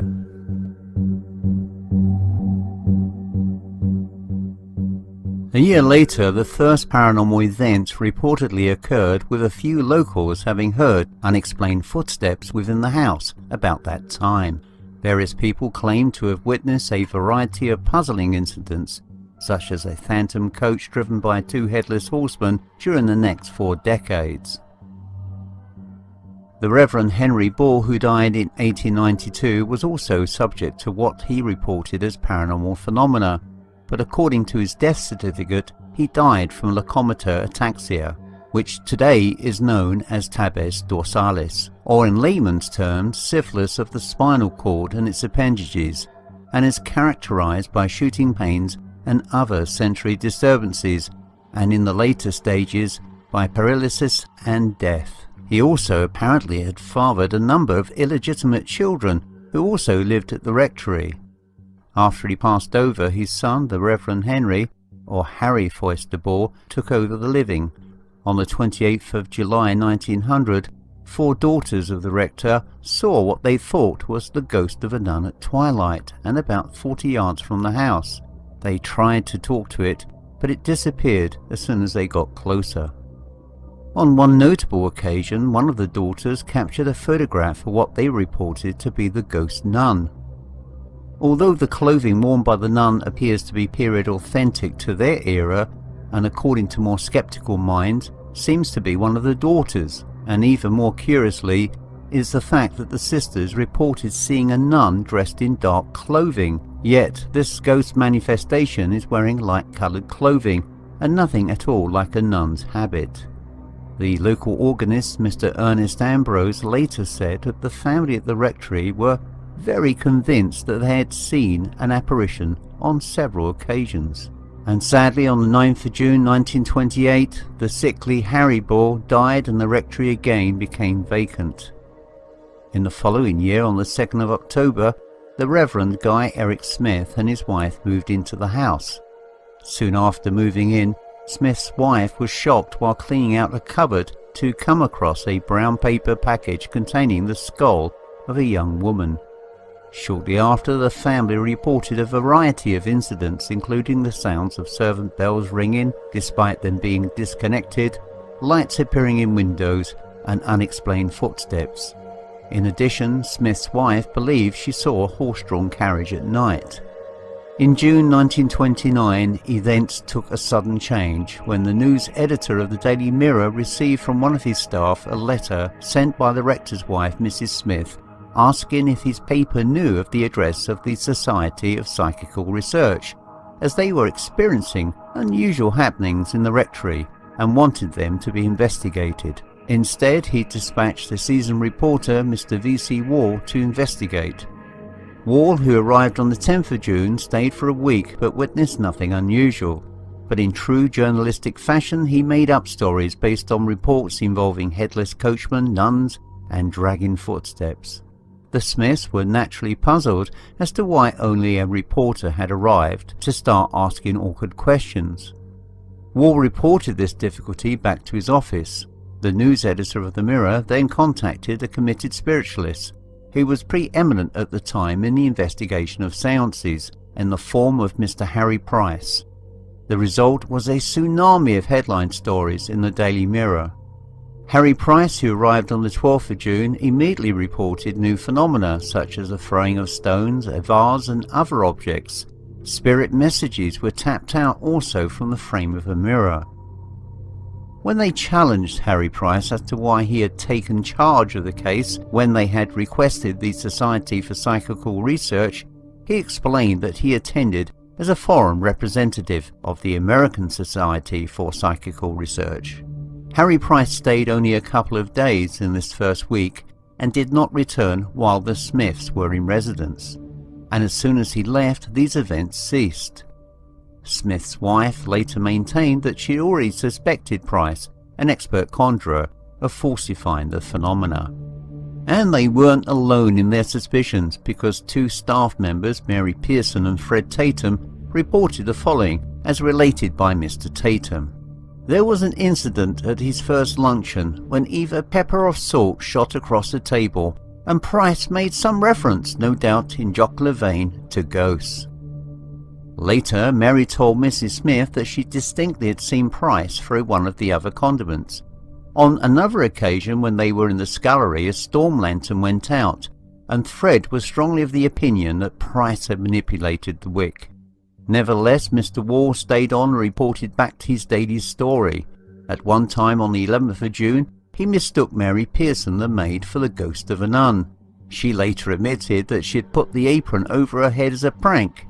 And on another occasion, the gardener's bonfire seen at twilight was reported back to the Mirror as a spirit. For the night of June the 16th, he had two professional mediums sent down from London. But with Harry Price gone, absolutely nothing had happened. They sat anxiously in darkness at the rectory for many hours to no effect.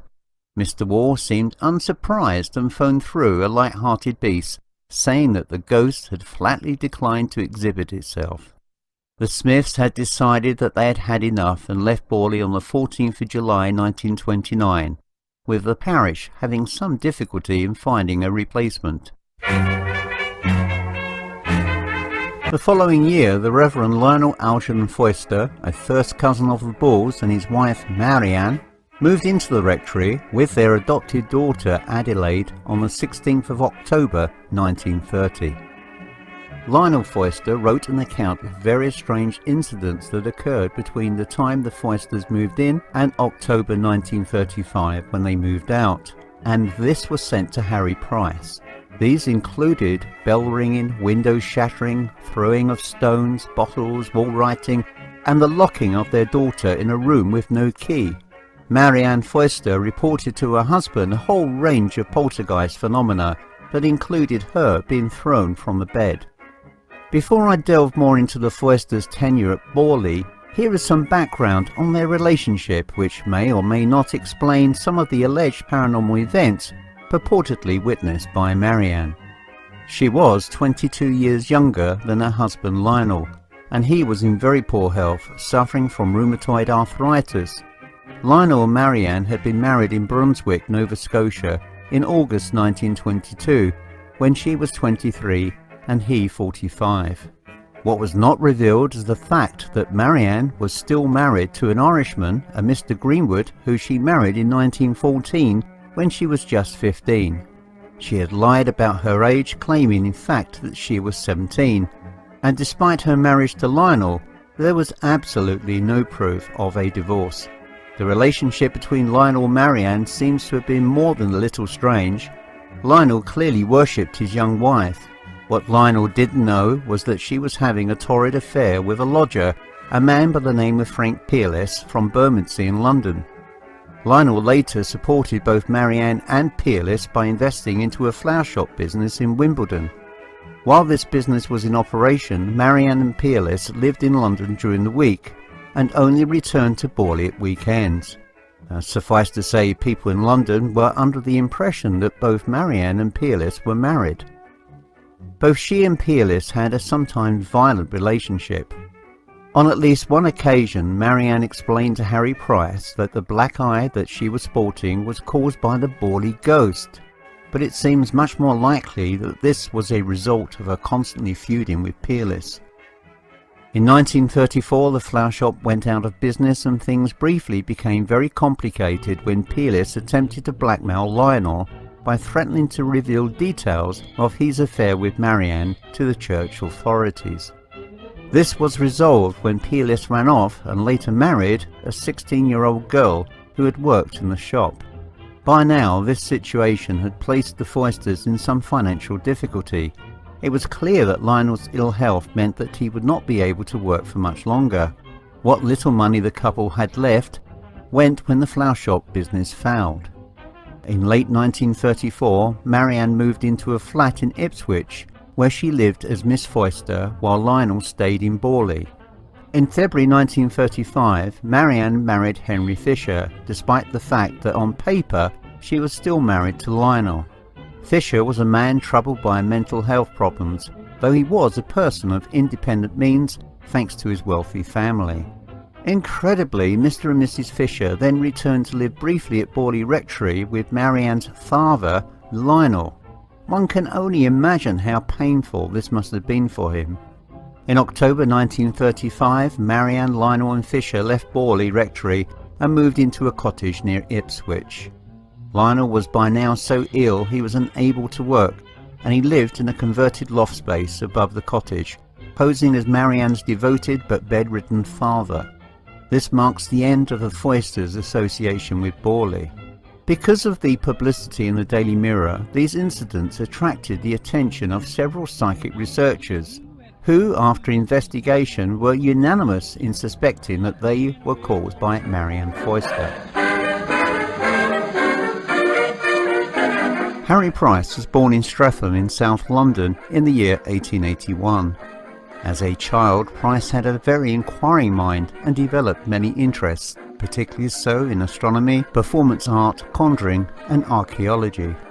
Around 1898, Price began attending evening spiritualist meetings and also took part in some private seances, which initiated his interest into the paranormal. He also developed an interest in coin collecting. In 1908, he moved to Pulborough, West Sussex, and worked as a salesman for paper merchants, and as a side interest wrote articles for 2 local newspapers. He later married an heiress, Constance Mary Knight, and they settled for the next 40 years in that town. This freedom from the necessities of having to work for a living gave Harry Price the ability to delve into his many interests, with spiritualism being the top of his priorities. Her family, however, the Knights, have strongly disagreed with the contention that Price lived from her private income, but here I digress. In 1920, Price joined the Society for Psychical Research, the SPR, and during the 1920s, Price exposed a number of fake but famous mediums and gained a reputation for this field of paranormal research. Price formed an organisation in 1926 called the National Laboratory for Psychical Research as a rival to the Society for Psychical Research because of a number of disputes he had with them. In 1924, the National Laboratory of Psychical Research, which held Price's collection, was reconstituted as the University of London Council for Psychical Investigation. He had earlier made a formal offer to the University of London to equip and endow a department of psychical research and loan the equipment of the National Laboratory and its library. Price was also friends with other debunkers of fraudulent mediums, including Harry Houdini and the journalist Ernest Palmer. But the career high point in Harry's life came at the end of the 1920s when, following a call from the Daily Mirror, he visited to investigate Borley Rectory. Borley remained vacant for some time after the Foysters' departure, and in May 1937 Price took out a one-year-long rental agreement with the Queen Anne's Bounty, which is basically the church commissioners, the owners of the property.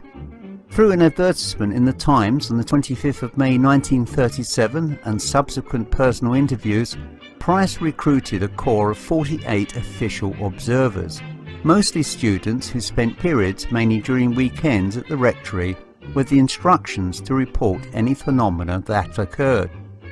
Here is an interesting account given by Charles Winter, a former Times newspaper editor who ran into Price's corps as an official observer.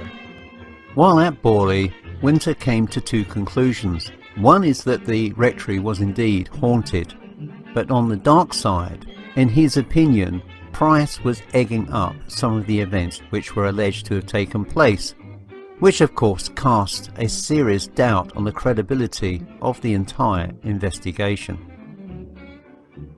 The experiences alleged by Marianne Forster seemed to gain some traction when in March 1938 Helen Glanville, the daughter of S.J. Glanville, one of Price's helpers, conducted a planchette séance in Streatham in South London. Price reported that she made contact with two spirits, the first of which was that of a young nun who identified herself as Marie Lair. According to the planchette story, Marie was a French nun who left her religious order and travelled to England to marry a member of the Waldegrave family, the owners of Borley's 17th century manor house, Borley Hall. She was said to have been murdered in an older building on the site of the rectory, and her body either burned in the cellar or thrown into a disused well. The wall writings were alleged to be her pleas for help. One read, "Marianne, please help me get out." The second spirit to be contacted identified himself as Sunek Samares and claimed that he would set fire to the rectory at 9 o'clock that night on the 27th of March 1938. He also said at that time that the bones of a murdered person would be revealed.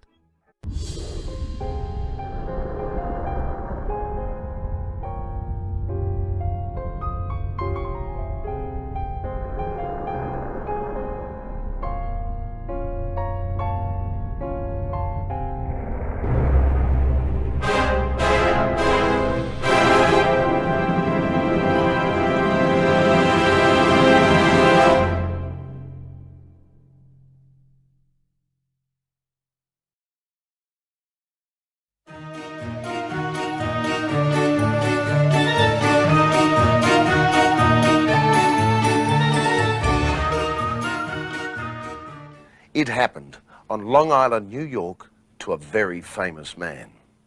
And what I'm about to tell you is true if you want to hear it. I do want to hear You do want to hear it, then I'll tell you. I was never superstitious. I'll give you a ride. But then something happened in my life which scared the hell out of me. And for something like that to happen to me is something that I can't understand to this day. God knows how many years ago. Let me think now. 58, 59. It's a lot of years ago. Now, I just left off a date. Beautiful young girl since left us. And it's about 2 o'clock in the morning, and I'm going home to Long Island after dropping her off. And as would happen, I ran out of gas. And I go into this White Castle restaurant. I says, is there a gas station open? He says, yeah. He says, you walk through the woods there. He says, get on the Grand Central Parkway, take it to the Cross Island Parkway. He says, and the gas station there open all night. Okay. So I am, start walking through the woods, a wooded area, not the woods, going up, and as I'm doing that, I hear a voice say, I'll give you a ride. I turn around, and there's this guy in the Cadillac, and I didn't hear the Cadillac. You hear the voice, and what do you see? I see a guy in a white suit, and I hear an effeminate voice. He say, I'll give you a lift. I said, that's very nice. I said, I'm going to a gas station. We get to the gas station, talking very nice. And I'm fumbling around in my pockets. And he says, I'll lend you $1. Well, I didn't ask him for money. And the truth is, I was broke. And I said, well, look, I says, you know, I work for the State Department, and, well, anyway, give me your name and address, all right? Allow me to mail it to you, because I'm very embarrassed. Anyway, I go there, I get a can, pay for the gas. And we start driving back to my car to put the gas in the car, and I thought that was very nice of him. And then in the clear blue sky, he says, I know, I'm not going to mention the name, I know so-and-so. And it's a baseball player. We weren't talking baseball. Oh, I said, who's he?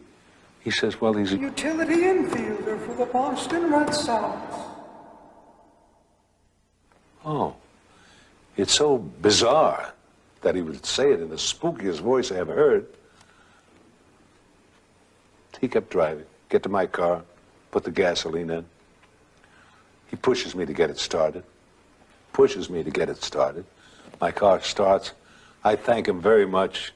All in all, it's a very lovely experience to meet someone to help you out like that. No incident whatsoever. Go home, go to work in the morning, get out in the afternoon, this headline in the then Journal American. So-and-so dead. The guy he mentioned in that very spooky voice, age 20-some-odd, young, under very mysterious circumstances. Autopsy and all that stuff. I said, God, what a frightening coincidence. I go home and I says, hey, Ma, isn't that funny? My mother, I think, was part witch. I explained it to her. She says, well, yeah, Telly, strange things that do happen. I said, but. And then I remembered that he gave me a piece of paper for me to send $1 to. And I look at it, and there besides the address is a telephone number. Okay. Pick it up and I call the number. Jimmy's Bar. Oh, I said, well, can I speak to Mr. Cullen, please? Oh, Mr. Cullen, just a minute. Woman gets on the phone. Who's calling? Hi, may I speak to Mr. Cullen, please? He's not here. When do you expect him? Who is this? I says, well, I was with Mr. Cullen last night, and he gave me this telephone number, and he said I could reach him here. She says, Look, you son of a bitch, I don't know what you're talking about. You're talking about my husband, and he's been dead for 2 years. Anyway, I wouldn't let it go. I did get in touch with the woman again. I did meet her in New York. She came down from Boston. Because, you know, this is a little too much. The clothes I described were the clothes he was buried in. The piece of paper that he gave me signed James Cullen. She brought a letter that he wrote her when he was in the Army. It had Jimmy on that. Outside of that, the signature is identical. There's only one thing that was different. I said he had a high voice. She said, oh, no, she said. He had a deep voice like yours. Oh. Then it meant he killed himself. This way, right through the voice. Box, whatever. Anyway, this story happened to a guy like me, and as I say, it's been haunting me now close to 40 years.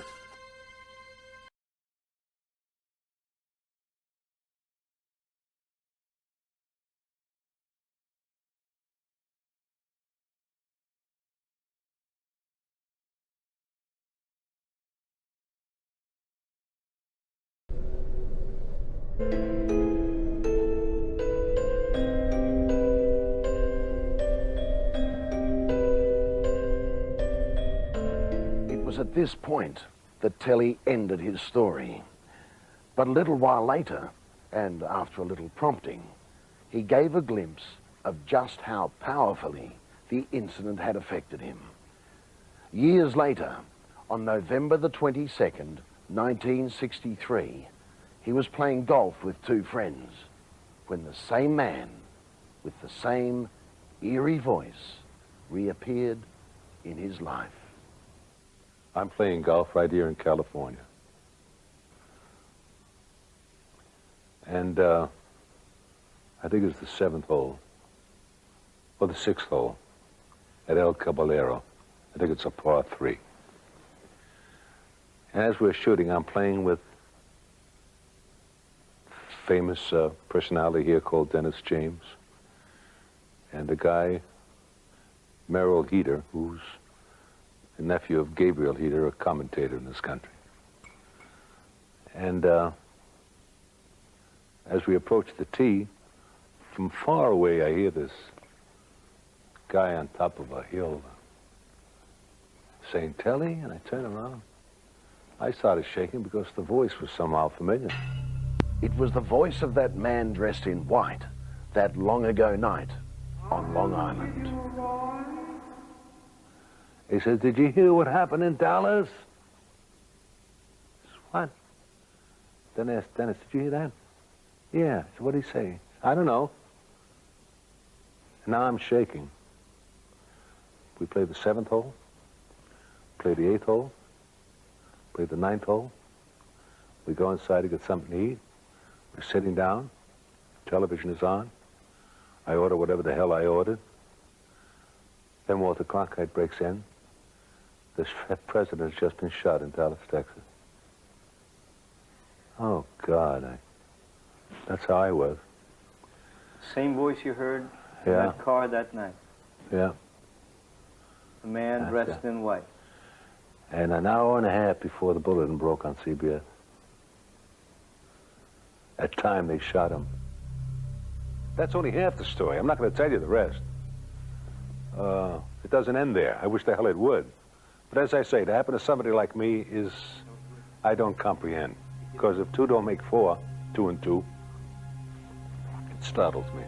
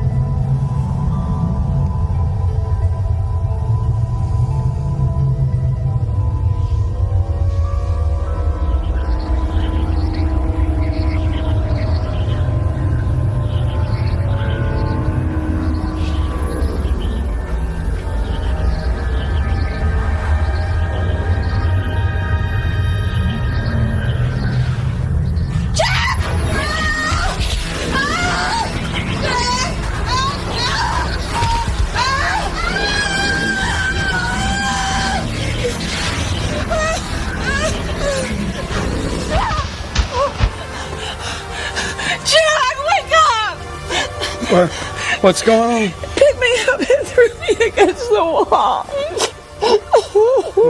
Help me. Yeah. Let her go, you bastard! I can't move.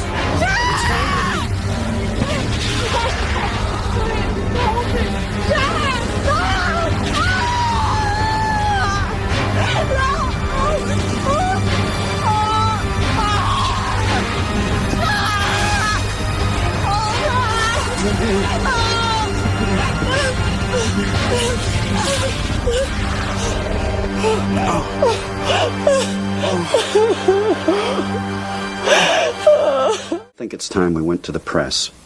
There has got to be somebody out there who can help us. But Jack, the children. You hear me? Nobody is gonna wreck my family. Nobody, nobody, nobody.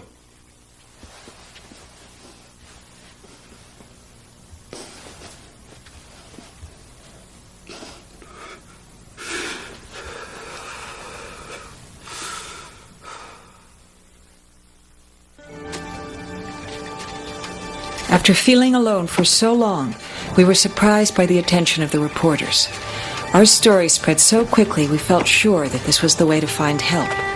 There was a lot of interest, but we were unprepared for what was to come. The family is allegedly being threatened due to an ongoing series of bizarre, even supernatural events. Hey, Sugar! Seen a ghost lately? Shut up! Subjected to numerous eerie and frightening occurrences within their home that range from merely annoying to physically harmful. The Smurls report the movement and disappearance of articles, unexplained noises and whispering, and actual manifestations of ghostly phenomena, which sometimes result in violence towards themselves and their children. Mrs. Smurl recounted several instances where she had been attacked, in her sleep. The latest encounter actually resulted in her being levitated to almost 6 feet. Almost 6 feet and thrown about the room. Smurl, can I ask a few questions about your ghost? Are you all right? Did you have to scare her this way? She has a bad heart. Now get out of here. Look, I'm just trying. Now! Out!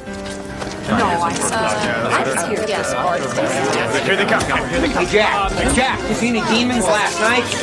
We've told you everything we have to tell. What happened last Let him by. Screams. We all heard them. The whole block heard them. I was taught that confession is good for the soul, but I didn't feel too good the next week. We got more than 200 calls from journalists. That doesn't include the oddballs who camped out at every door and window of our house. I see it.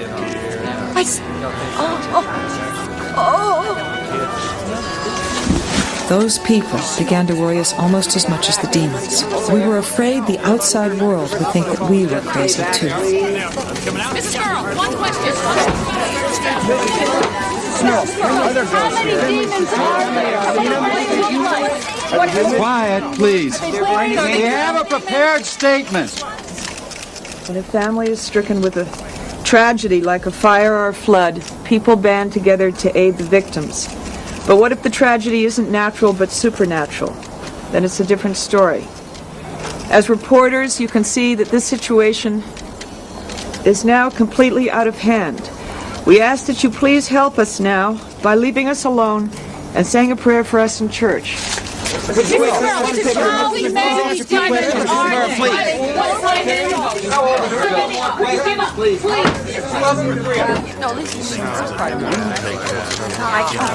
can I start this? Father, what is your view? Do you believe in God? Father, can we ask you, Father, are you going over to the Smurl house? Father, do you really think you can get any help from the Smurls? Are you going to perform an exorcism? Father, this way, please. Some sort of stake this way. Father, can I get a shot of your service? Father, what's the church's position on demons? If you just turn around. I'm Father Kent from the Scranton Diocese. I don't believe it. Come in. We thank you, God, for this food and all your blessings.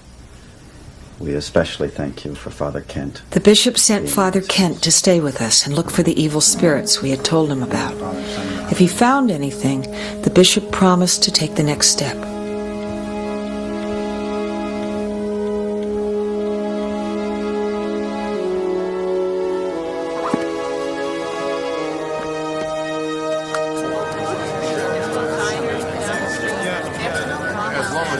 About time. You want to next?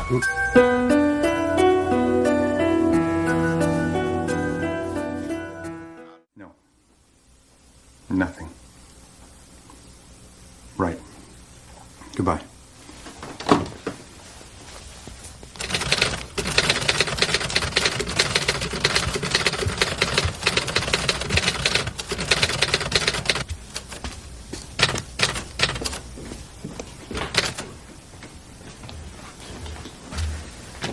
I'm afraid I've been called back to Scranton. Oh, no, don't go yet. Janet, I've been here for 2 days and I haven't heard or seen anything unusual. But don't you see? It's playing with us. It's hiding. It wants you to think that we're lying. Please, you've got to believe us. You've got to get us some help. Please, Father, please. Janet, I don't think you're lying. Sometimes we think we see things, horrible things, when we're just not feeling very special in this world. I'm sorry. Don't leave, Father. Please don't leave. Please don't leave. I beg you, not as a priest, but as a human being. Protect us. Don't let it kill my children. Janet, I've done everything I could. Now, let's not do anything we both might regret. But you said that you would help. Promise. You promised.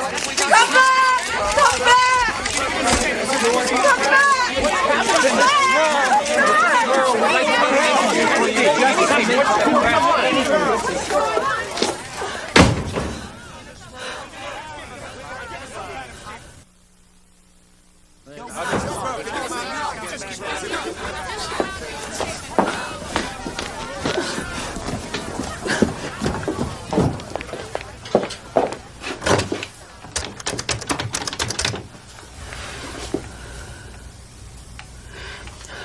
Rosalie, it's Janet. Is Jack still there?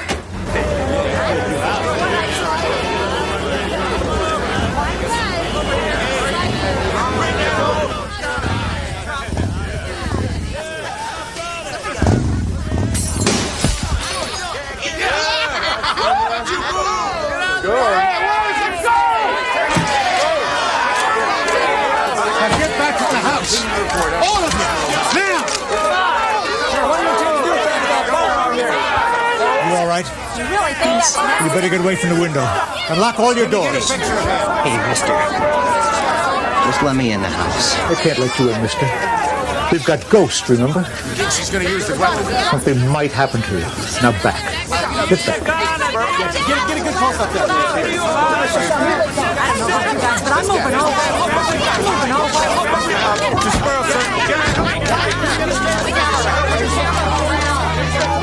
Get a shot at Mr. Smurl.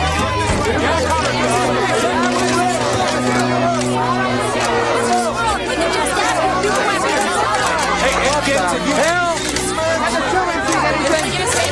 Better get your shotgun. What happened? What's going on? Take the girls into the kitchen. And you better pray for me tonight, hon. Because that is the only thing that is going to keep me from killing somebody.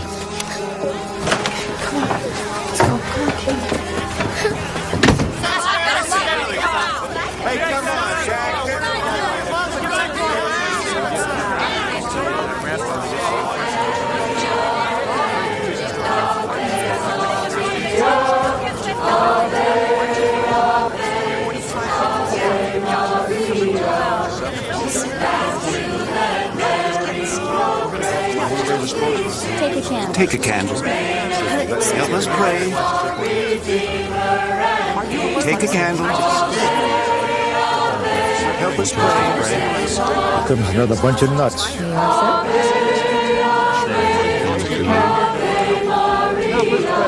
Please help us pray. Sacred Hartley, we're here for the meeting. Oh my God, I forgot this is the night. Looks like we came at the right time. Sure did. Come on in. Thank you.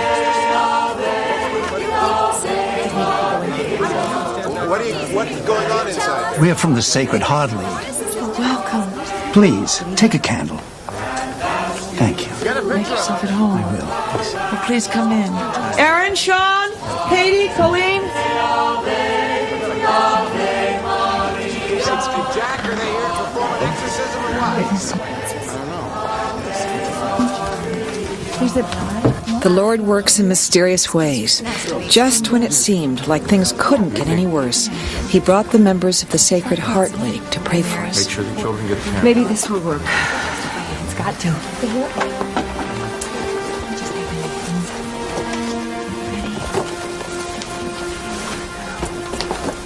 Our Father, who art in heaven, hallowed be thy name.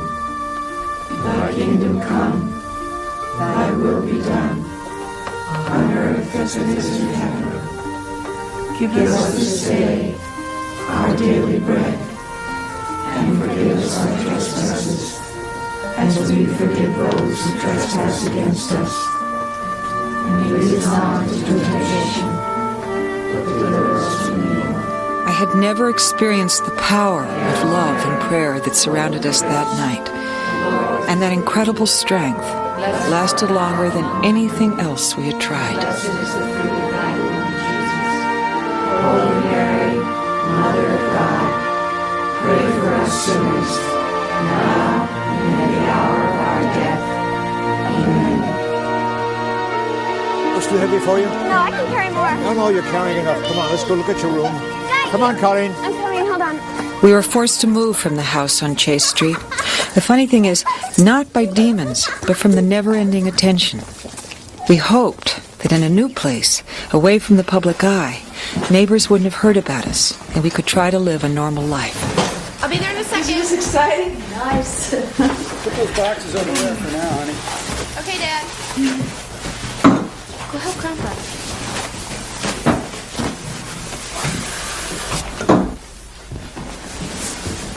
So what do you think? Oh, honey, it's beautiful. It's the nicest house we've ever lived in. Yeah, well, there's a few things that need some work, though, like that window over there. Did you see the swing set? Oh, it's beautiful. Janet? I'm in here, Mom! I got you! Mom! Wait! Janet? Wait! I'm in the kitchen. Wait! Mom? Janet?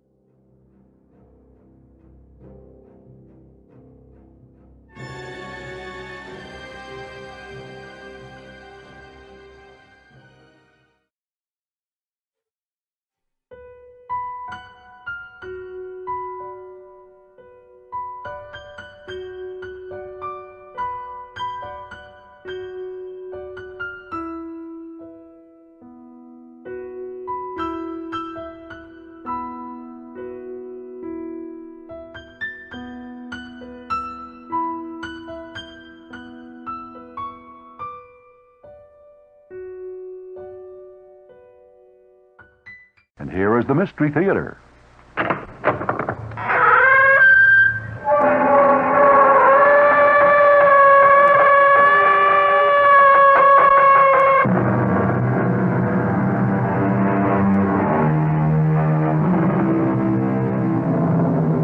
Come in.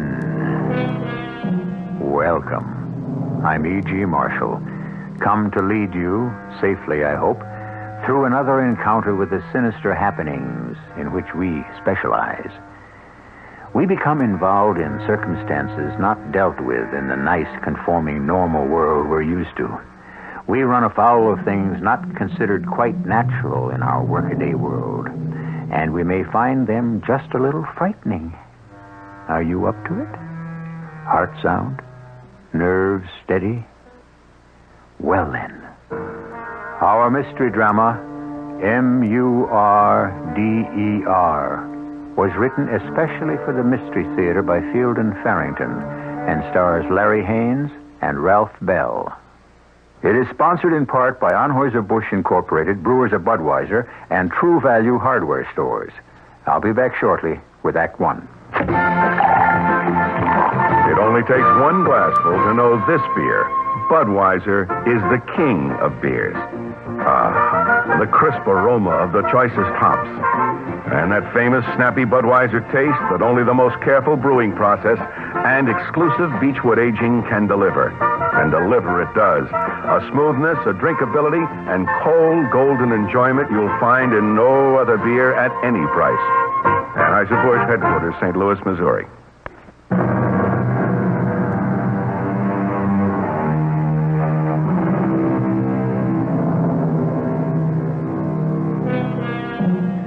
In the usual course of things, the future is mercifully hidden from us.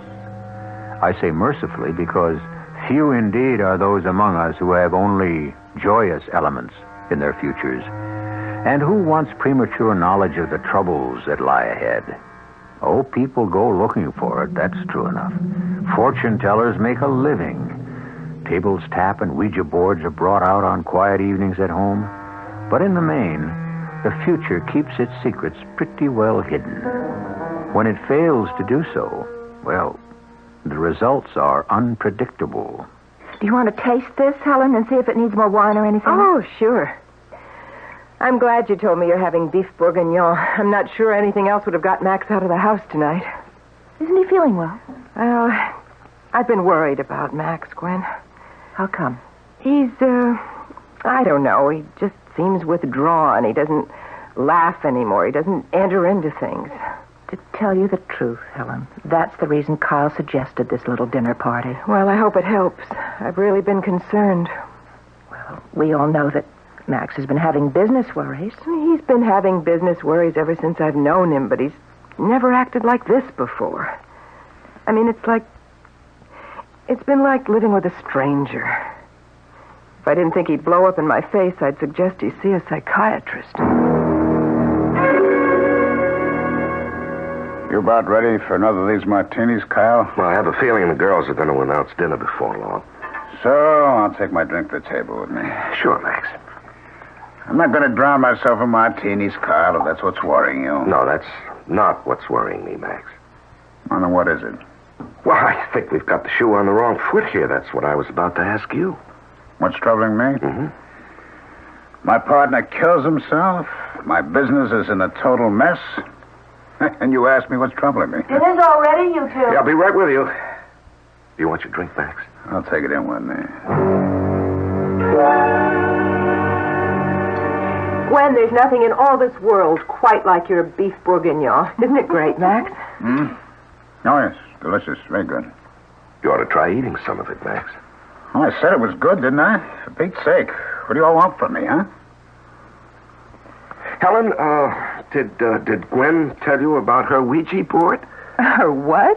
Well, tell her, Gwen. Well, I went to this garage sale over on Ridgewood Avenue, and I bought a Ouija board, that's all. That's all. There's been time for nothing else since she came home with the thing.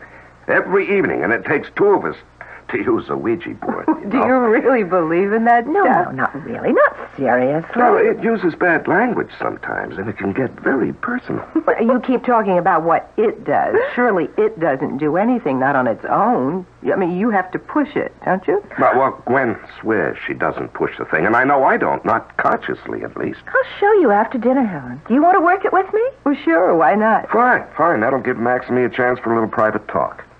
What do we have to talk privately about? Max, don't be rude. You're all trying to help, huh? Invite poor old Max out to dinner. Good old Kyle and Gwen to the rescue. Who asked for it? You can't blame us for trying, Max. Well, it sure isn't getting us anywhere. Oh, that's my fault, I suppose. Sure, my fault. You don't know the troubles I got. None of you. You don't know. Not even me, Max? No, not even you. What would you say if I told you that my partner's been stealing me blind, huh? Tom? Tom Garth? Stealing me blind, and I caught him at it. That's why he blew his brains out. Well, that's hard to believe of Tom Garth. Tom was into the firm for almost $100,000. Hey, you calling me a liar? No, I wasn't calling you a liar. Max, please, don't be like that. All right. I couldn't believe it either until I'd gone over the books. Not even then. Not even when I'd seen it in black and white. But it's true. It's been going on for over a year, almost $100,000. It's an awful lot of money. Too much for Pickett and Garth, I'll tell you that. We're not big enough to drop $100,000 and go on as if nothing had happened. Max, if there's anything I can do... I can handle it. All right. There's no way I can get the money back. His wife doesn't have it. He left Maud practically penniless. Penniless? Ah, well, I guess she has enough to live on, but not enough to account for that $100,000 he stole. Yeah, that's a mess, all right. Then why do we have to keep on and on about it? I'm sick to death of the whole thing. Max, while the girls are still busy out in the kitchen, I can't swing it myself. I don't have that kind of money lying around, but I have connections over at First National, you know, and if you need a loan to get you back on your feet, I'm sure No, wouldn't help. Might buy me a little time, maybe, but in the long run, wouldn't solve my problem. All right, we're going to play with Gwen's Ouija board. You don't play with a Ouija board, Helen. You work with it. Okay, play, work, whatever.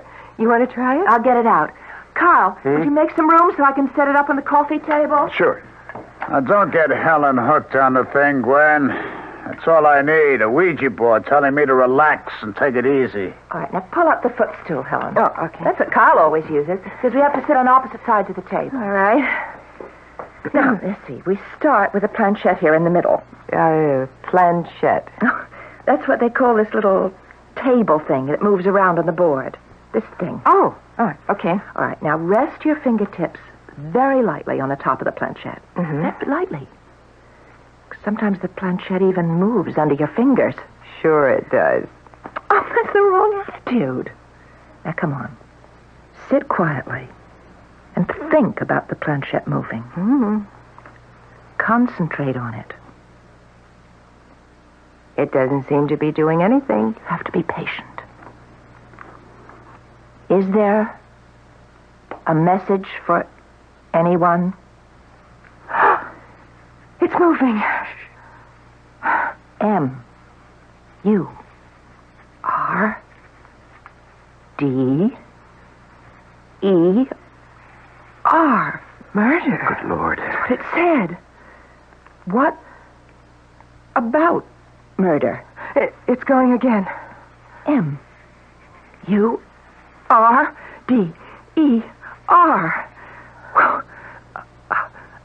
What is it you want to tell us about murder? Somebody's pushing the damn thing. I'm not pushing it, Max. M-U-R-D-E-R.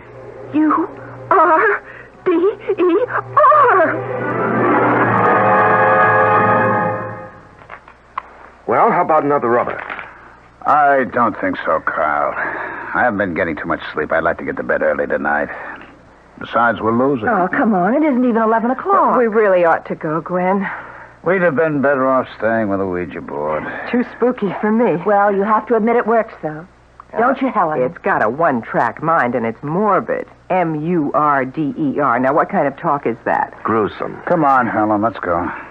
Well, listen, maybe you two can come over to our place next week. Give us a chance to get our money back. I'm going to be pretty busy next week, Helen. I don't know whether I'll have a free evening or not. Well, we'll play it by ear. Gwen, it was a lovely dinner. Thank you very much. Well, thank you. We'll see you next week or whenever. Yeah, so long, huh? Bye. Would you like a cup of coffee or something, Carl? No, I don't think so, Gwen. It, wasn't a very successful evening, was it? What's the matter with him, anyway? Helen's right. He's like a stranger. Well, you can understand Tom's death upsetting him, especially since Tom had been embezzling the firm's funds. That's really hard to believe of Tom Garth, isn't it? The Ouija board seemed to upset Max. Oh, you mean yelling murder? Well, upset me, too. You know, darling, I'm going to break that thing up for kindling wood.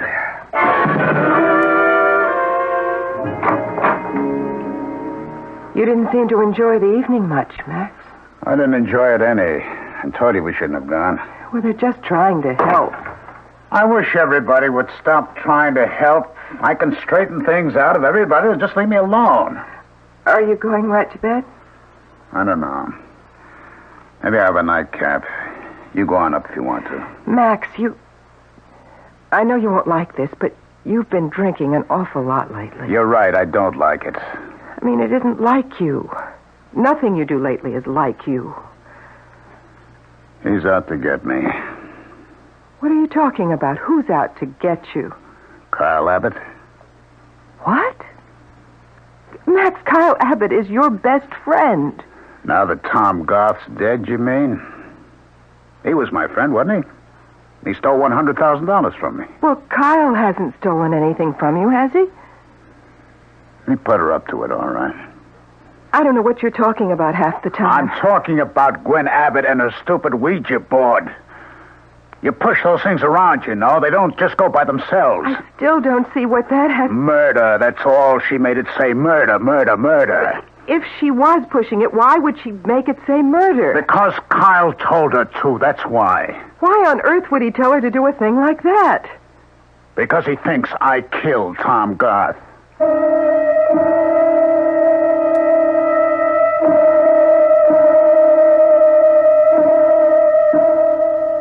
Should a Ouija board be taken seriously?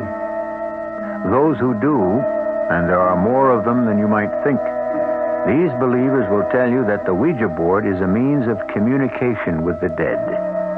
Myself, I am a professional fence sitter in these matters. I study the evidence and try to keep an open mind. There'll be more evidence to study when I return shortly with Act 2. Buy a Buick Opal anytime, and you get a sensational little car. One that's comfortable, fun to drive, built by Isuzu. Equipped with things like a 4-cylinder overhead cam Hemi engine, a short-throw 4-speed manual transmission, plus reclining bucket seats, tinted glass, and rack and pinion steering. But there's more. Because due to popular demand, Buick's extended its special Opal gas offer through November 30th. Which means if you have the good sense to buy a new Opal now, Buick will reimburse you for 200 gallons of gasoline. And with 200 gallons of gas in a new Opal, you can do a lot of driving. Of course, your mileage may vary, but even at the estimated EPA city mileage of 23 miles per gallon, that's 4,600 miles. And on the highway, Opal's EPA estimate is 36 miles per gallon. The Buick Opal gas offer, it's still on. See your Buick Opal dealer soon for details. Make your best deal, and Buick will make it better. 200 gallons better. There are over 50 Midas shops in the New York metropolitan area. Consult your yellow pages for the shop nearest you. All over the country, people are switching to Digel. Why? Because Digel is different. Because no plain antacid, liquid, or tablet can do what Digel does. Digel contains simethicone, the only ingredient found to be safe in the treatment of the trapped gas, which often accompanies acid indigestion, heartburn, and sour stomach. So switch to Digel, tablets or liquid. Use only as directed. Digel, deliciously different.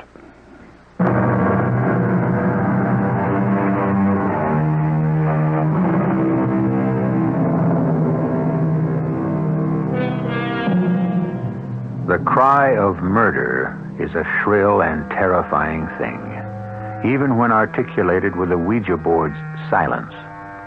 Gwen Abbott's Ouija cried murder this evening and then steadfastly refused to explain. Whose murder? Committed by whom?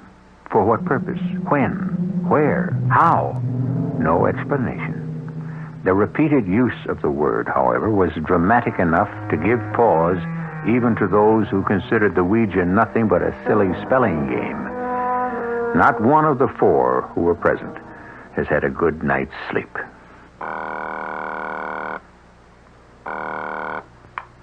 Hello? Kyle. Oh, yes, Gwen. I'm sorry to bother you at your office, dear. I can't meet you for lunch today, after all. At least I don't think I should. Why not? Helen Pickett just called me and asked me if I could meet her for lunch. She sounded terribly upset, and so I said I would.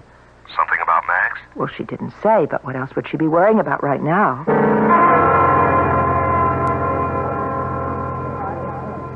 I'm sorry I'm late, Helen. The traffic was absolutely awful today. Have you ordered?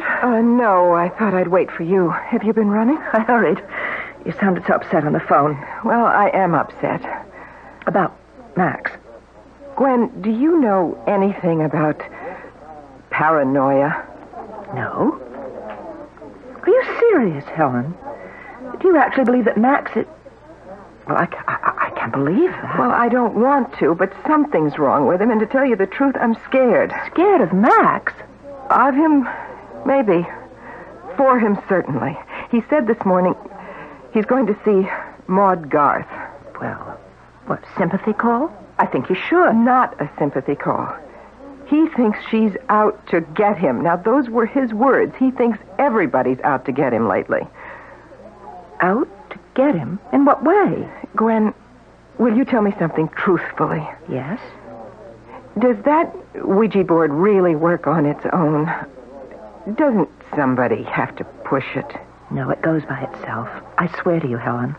I don't push it. Kyle certainly wouldn't. He hates the thing. You didn't push it last night. You weren't making it say murder the way it did? Absolutely not. Why do you ask? Max thinks you did. Look, even if I was manipulating it, why should that worry Max? He thinks Kyle put you up to it. Kyle? And I just don't understand it all. He thinks it's Kyle's way of accusing him, indirectly, of murdering Tom Garth.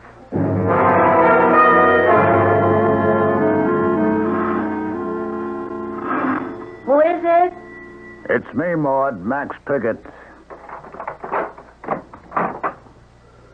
Hello, Max. How are you? Okay, I guess. You all right? Well, as all right as I can hope to be under the circumstances. Won't you come in? Thank you. Well, I'm afraid the place is in a mess. I'm in the middle of packing. Oh, you going away? Yes. I found a little apartment. I'm moving. You know, this house is much too big for just me. Anyway, I seem to see Tom everywhere I look. Yeah, it must be pretty tough for you. I miss him a lot myself. Why do you keep looking at me that way? What way? Well, Tom was my friend, you know. We were more than just partners. We were friends. Well, I know that. And I can't understand why you think what you think. Think what, Max? I don't know what you're talking about. Well, you think I had something to do with Tom's death, don't you? That somehow I'm responsible for it? Max! Such a thought never entered my mind. No, I wouldn't expect you to admit it, not to me. Look, I have a lot of enemies. And you're one of them. I can see that clearly now.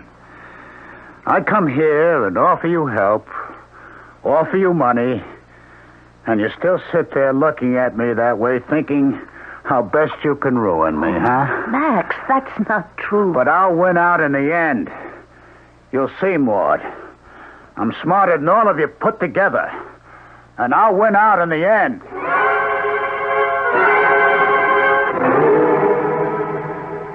Are you busy, Carl? Oh, no, darling, not too. Come on in. How was your lunch with Helen? Pretty ghastly, if you want to know. She's worried sick about Max. Well, after last night, I can't say I blame her. Do you think that he could be paranoid, Carl? I don't know enough about it to say. Is that what Helen thinks? Well, she suggested it. Kyle, how do you think Tom Garth died? How he really died? Well, suicide. I thought that was established. You don't think Max had anything to do with it? Well, good Lord, no, Gwen. Why would I think a thing like that? Max seems to believe you do. He believes that... Oh, come on. According to Helen. He thinks you put me up to making the Ouija board say murder. He thinks it was your way of accusing him of murdering Tom Garth. Well, Helen imagined it. No, I don't think so. Well, I'll get this settled once and for all. What are you doing? I'm calling Max at his office. I'm going to settle this. Pickett and Garth. Max. Yes. Is that you, Carl? Yes, Max, I want to talk to you. All right. Go ahead. No, not on the phone. Will you have time after you leave the office this afternoon? I don't know. What is it you want to talk to me about? Well, I said not on the phone. You're not trying to set me up for something, are you, Carl? Now, Max, what the devil are you talking about? I want to see you. Well, all right, where? Kelly's Pub, 5:30, be all right? Kelly's Pub, 5:30. All right.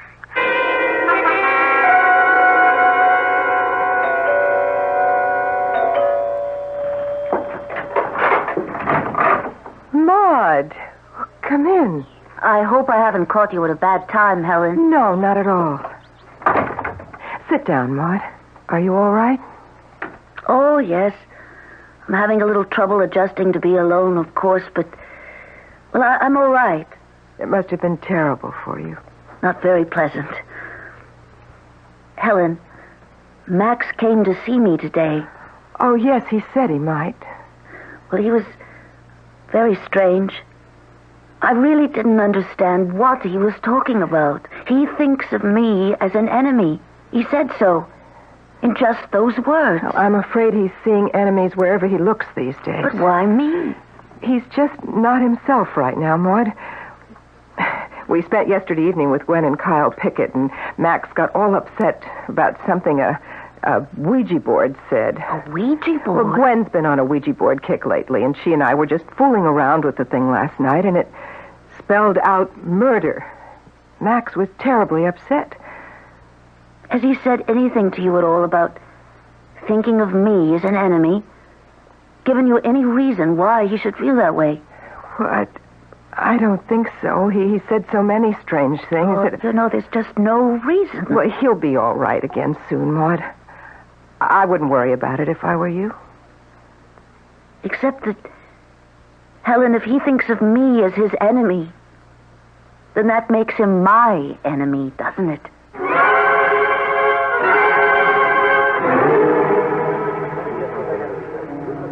What'll you have, Max? Scotch and soda, I guess. Good. 2 scotch and sodas here. Ready, please? How'd it go today, Max? Like every other day lately. Lousy. Is somebody else going to meet us here, Kyle? No, I told you I just want to talk to you alone. I know that's what you said. These days, though, I don't put much stock in what people say to me. I can't afford to. Everyone's so crafty. Oh, now you just imagine that, Max. Oh, sure. That's what you'd all like me to believe, isn't it? You must think I'm very stupid not to see what's going on. Nothing is going on, Max. I suppose you call it nothing? Gwen making that damn Ouija board of hers keep spelling out murder, murder, murder? Well, Max, actually, that's what I wanted to talk to you about. Now, I understand you think that I've been making accusations against you. How do you know that? Well, there's no mystery about it. Helen told Gwen, Gwen told me. There, you see? See what? You're all working against me. Even Helen. Going behind my back, repeating things I've said in private, plotting against me. Good Lord, I can't even trust my own wife anymore. Max, what's the matter with you? Well, now, why would I accuse you of murder? What earthly reason would The same reason all the rest of them have, to destroy Max Pickett. Max, you've got to stop this. Oh, yeah. Now, look, I'm your friend. We've been friends for how many years We've now? known each other for a long time. That's true enough. We've been friends for a long time. Now, Max, you're not well. Oh, now we're getting around to that, are we? Next you'll be saying I ought to see a psychiatrist, huh? Well, I was going to suggest it, as a matter of fact. And then let it get around, right? Not only is old Max Pickett all the other things you accuse him of being, he's a loony, too.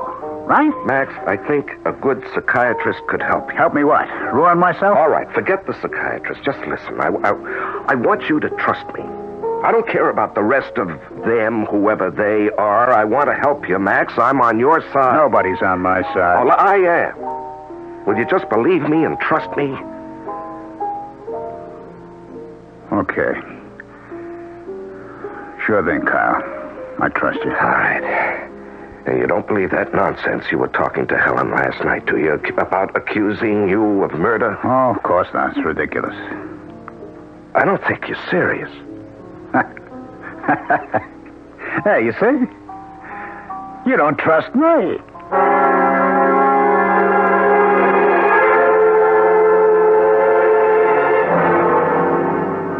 Max? Max? What is it? Oh, I thought I heard you come in.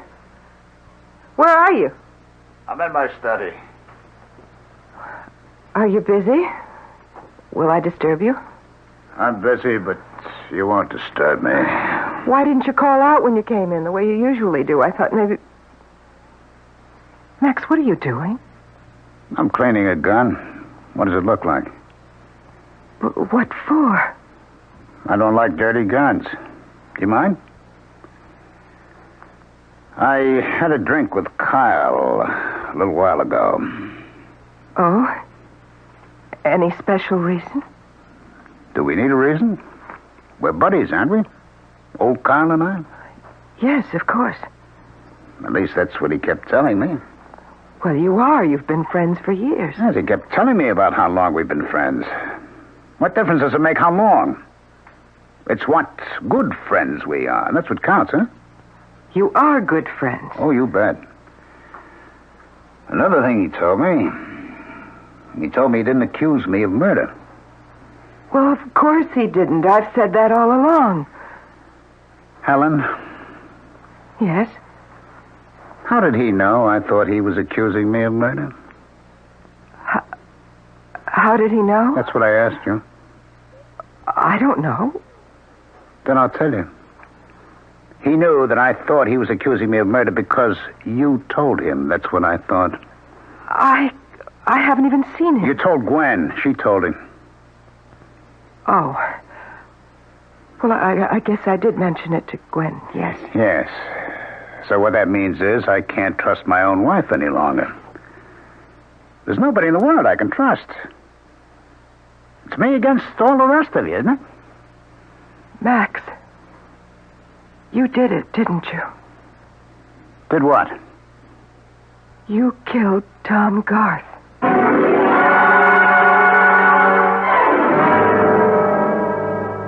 The human mind is an extremely delicate instrument.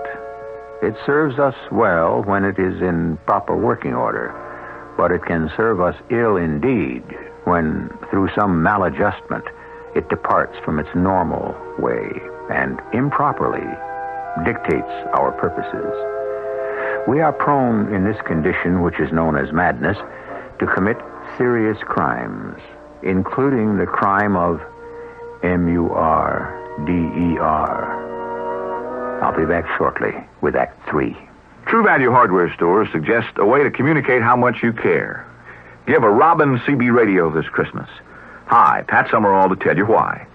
CB radios have almost become a necessity for anybody who drives. You can use them to get directions, call for help, or to stay alert when driving for long stretches at night or in bad weather. And the Robin Mobile Transceiver Package, a 23-channel CB radio with 5-watt transceiver, antenna, and PA speaker, offers a Performance Plus. You get top-quality features plus good looks at surprisingly low prices. True Value Hardware stores also offer the Deluxe Robin Digital CB radio, a 23-channel transceiver with superb sound reproduction. It features squelch control to reduce interference, a large digital channel readout, and a handsome wood-grain front panel. This Christmas, communicate how much you care. Give a Robin CB radio from participating True Value Hardware stores. True Value. That's more than just a name. It's their way of doing business.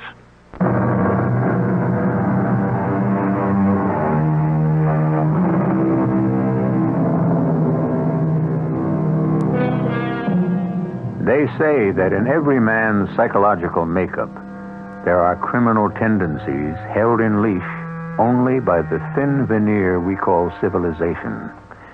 And civilization is nothing more than a code of behavior we have imposed upon ourselves because the alternative is chaos. If our minds were not strong enough to hold in abeyance our purely animal tendencies, we would surely lapse into what we call insanity. It happens in individual cases, and the results are appalling. Hello? Hello, Gwen? Yes? This is Maud, Gwen. Maud Garth. Oh, Maud, how are you? I'm okay. A little lonely, of course, but that's just something I'll have to get used to. Are you seeing people? Are you getting out now and then? Well, enough. As much as I want to. Gwen, Helen tells me you're a Ouija board freak. Oh, well, I do have a board. I mean, I don't know if that makes me a freak. I just fool around with it, you know.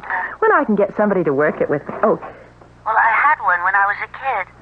I always get a kick out of Maud, it. could you hold on a minute? Yeah. Carl, is that you? Yes, it's me. I'm on the phone, dear. I'll be with you in a couple of minutes. No hurry. Sorry, Maud.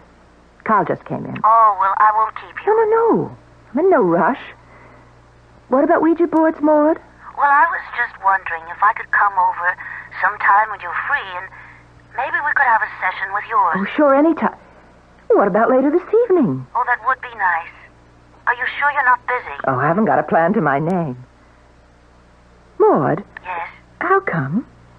I mean, why do you want to work with a Ouija board all of a sudden? Well, I suppose it's silly, but with Tom gone and everything, they do say Ouija boards are a kind of contact with people who have passed away, don't they? I don't take it quite that seriously, Maud. Well, it wouldn't hurt to try, would it? I don't know. To tell you the truth, it doesn't sound very healthy to me. I'd like to try it all the same, Gwen. Okay, but don't be too disappointed if it doesn't work, though. Oh, I won't. I promise. Around 8:30, then. That'll be fine. And Gwen, thank you. Oh, forget it. I'll see you at 8:30. Who are you seeing at 8:30? Maud Garth. Maud, how come?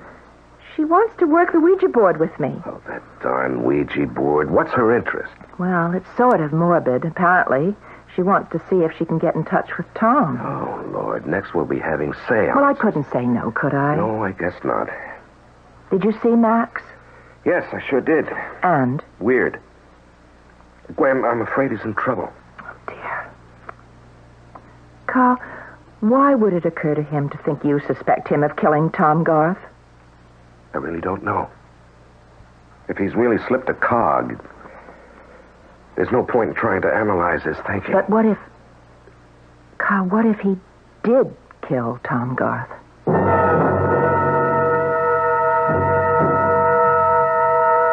You're like all the rest of them, aren't you, Helen?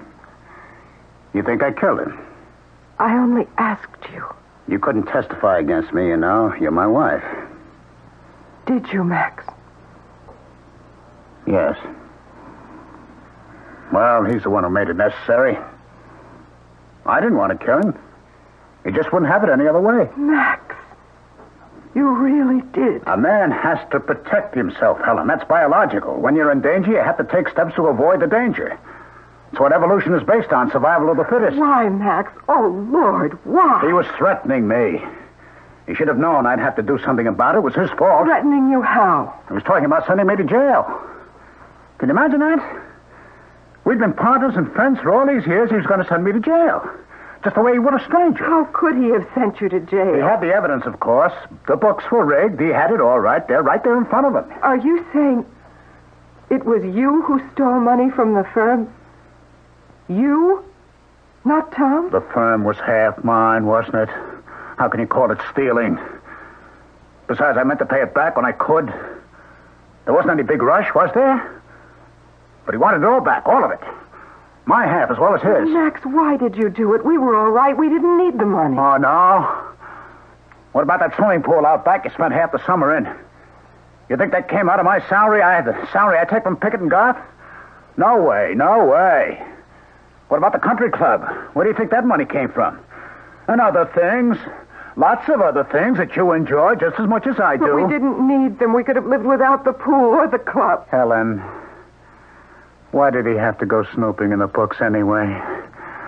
Why couldn't he have trusted me? Max, what are we going to do? I didn't enjoy it, believe me. If you're thinking I did, you're wrong. I didn't like doing it at all. Oh, if only you had. He was pacing back and forth in his office there, back and forth, accusing me of stealing and all that. He should have known it would make me angry. But if you were stealing... Back and forth. So when he was facing away toward the window, I took the gun out of his desk drawer. Everybody knew he kept a gun there. Max, I don't want to hear any more. And then I waited until he sat down at his desk again. And I put the gun up against his head and I pulled the trigger. Max, please. Please. What are you going to do now?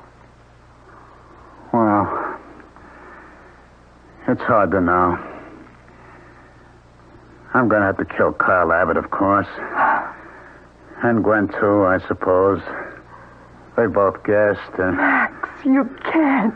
But I've got to, Helen. Don't you understand? There's no other way.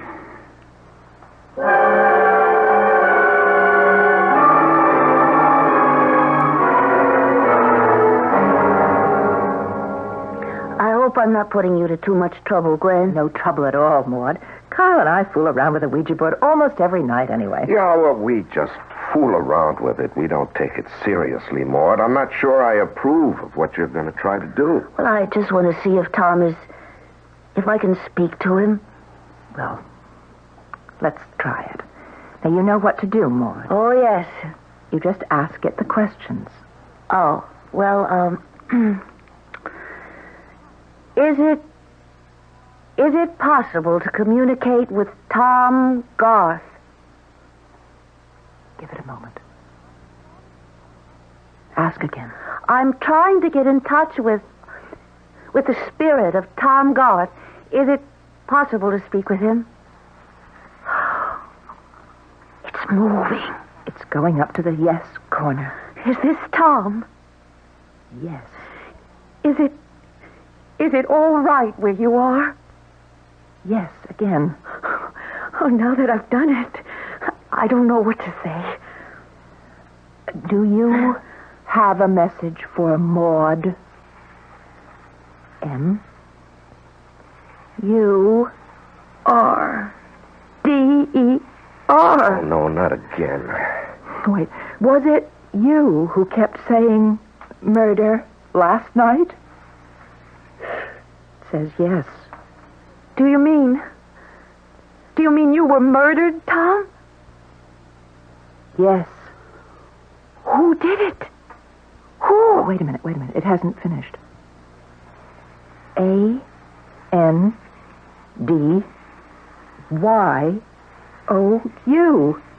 And you. Me? A-L-L-T-H-R-E-E.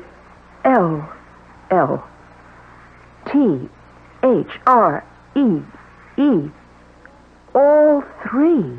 Do you mean that all three of us in this room are going to be murdered? M-A-X. Max!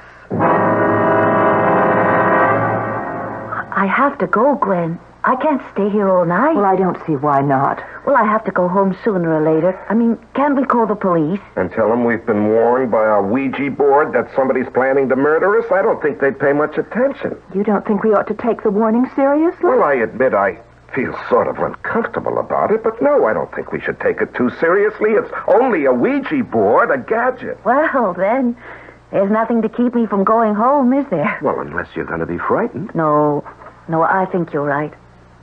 I'll go now.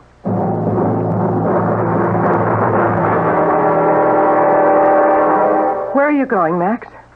Out. Are you going to the Abbott's house? I thought I'd pay them a call, yes. Max, you mustn't. If you leave here, I will call the police and tell them. I will. I'll call them and I'll tell them.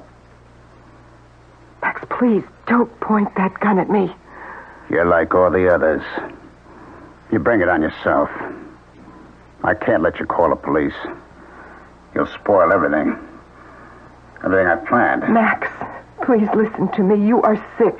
They will take care of you. The whole thing's been too much for you. The police will know that, and they will take care of you. I'm all right, Helen. Don't you think I'd know? I'm perfectly all right.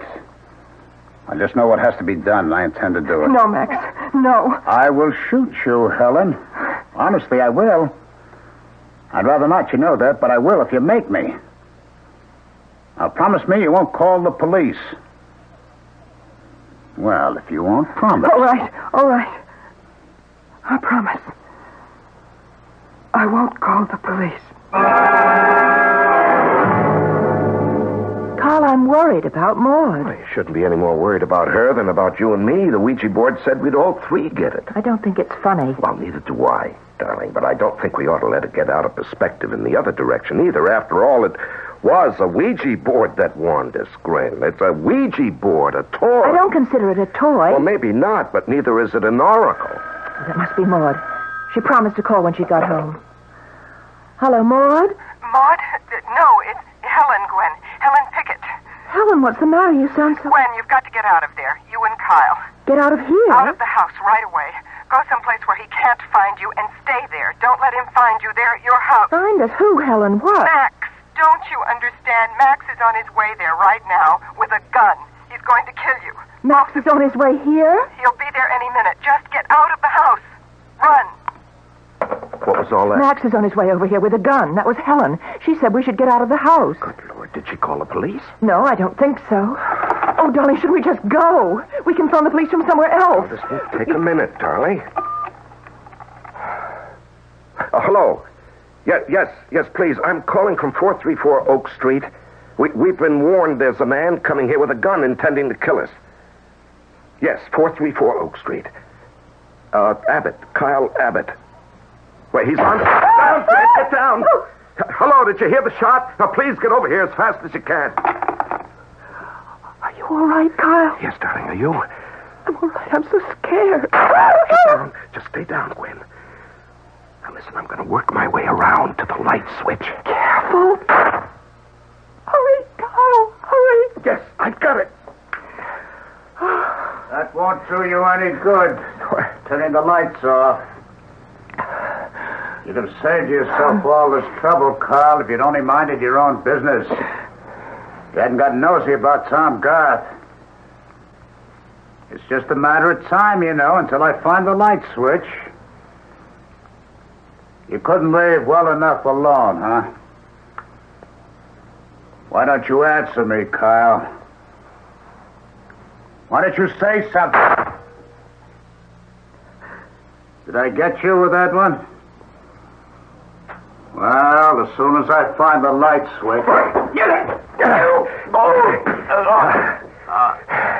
Are you all right, Gwen? Yes. Are you? Yes, I'm okay. I hit him with a bookend. Can you find the light switch? Yes, I think so. Wait. Oh, he's bleeding. Well, I hit him pretty hard.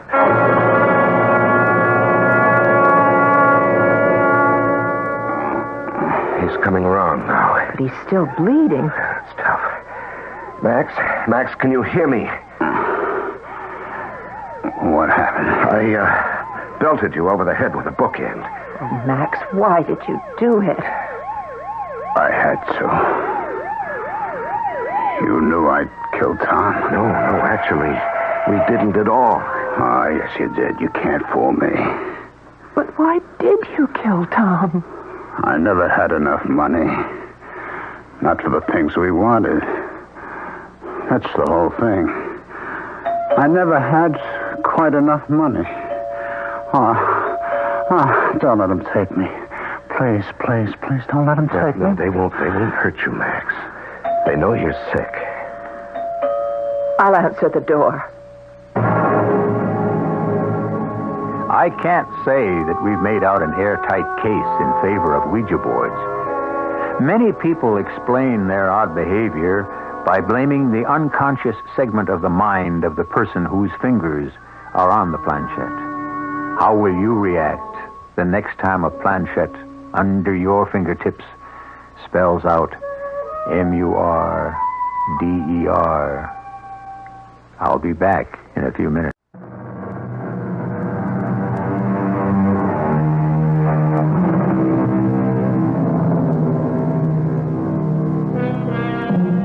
Three murders have been averted, and the mystery of a fourth one solved. And there's no denying that the Ouija board played an important role in this. Unfortunately, it appears to have been the Ouija's swan song, for it leans now against the back wall of one of the closets in the Abbott house. For Gwen, its charm is gone. When she dusts it each spring, she does her best not to study it too closely.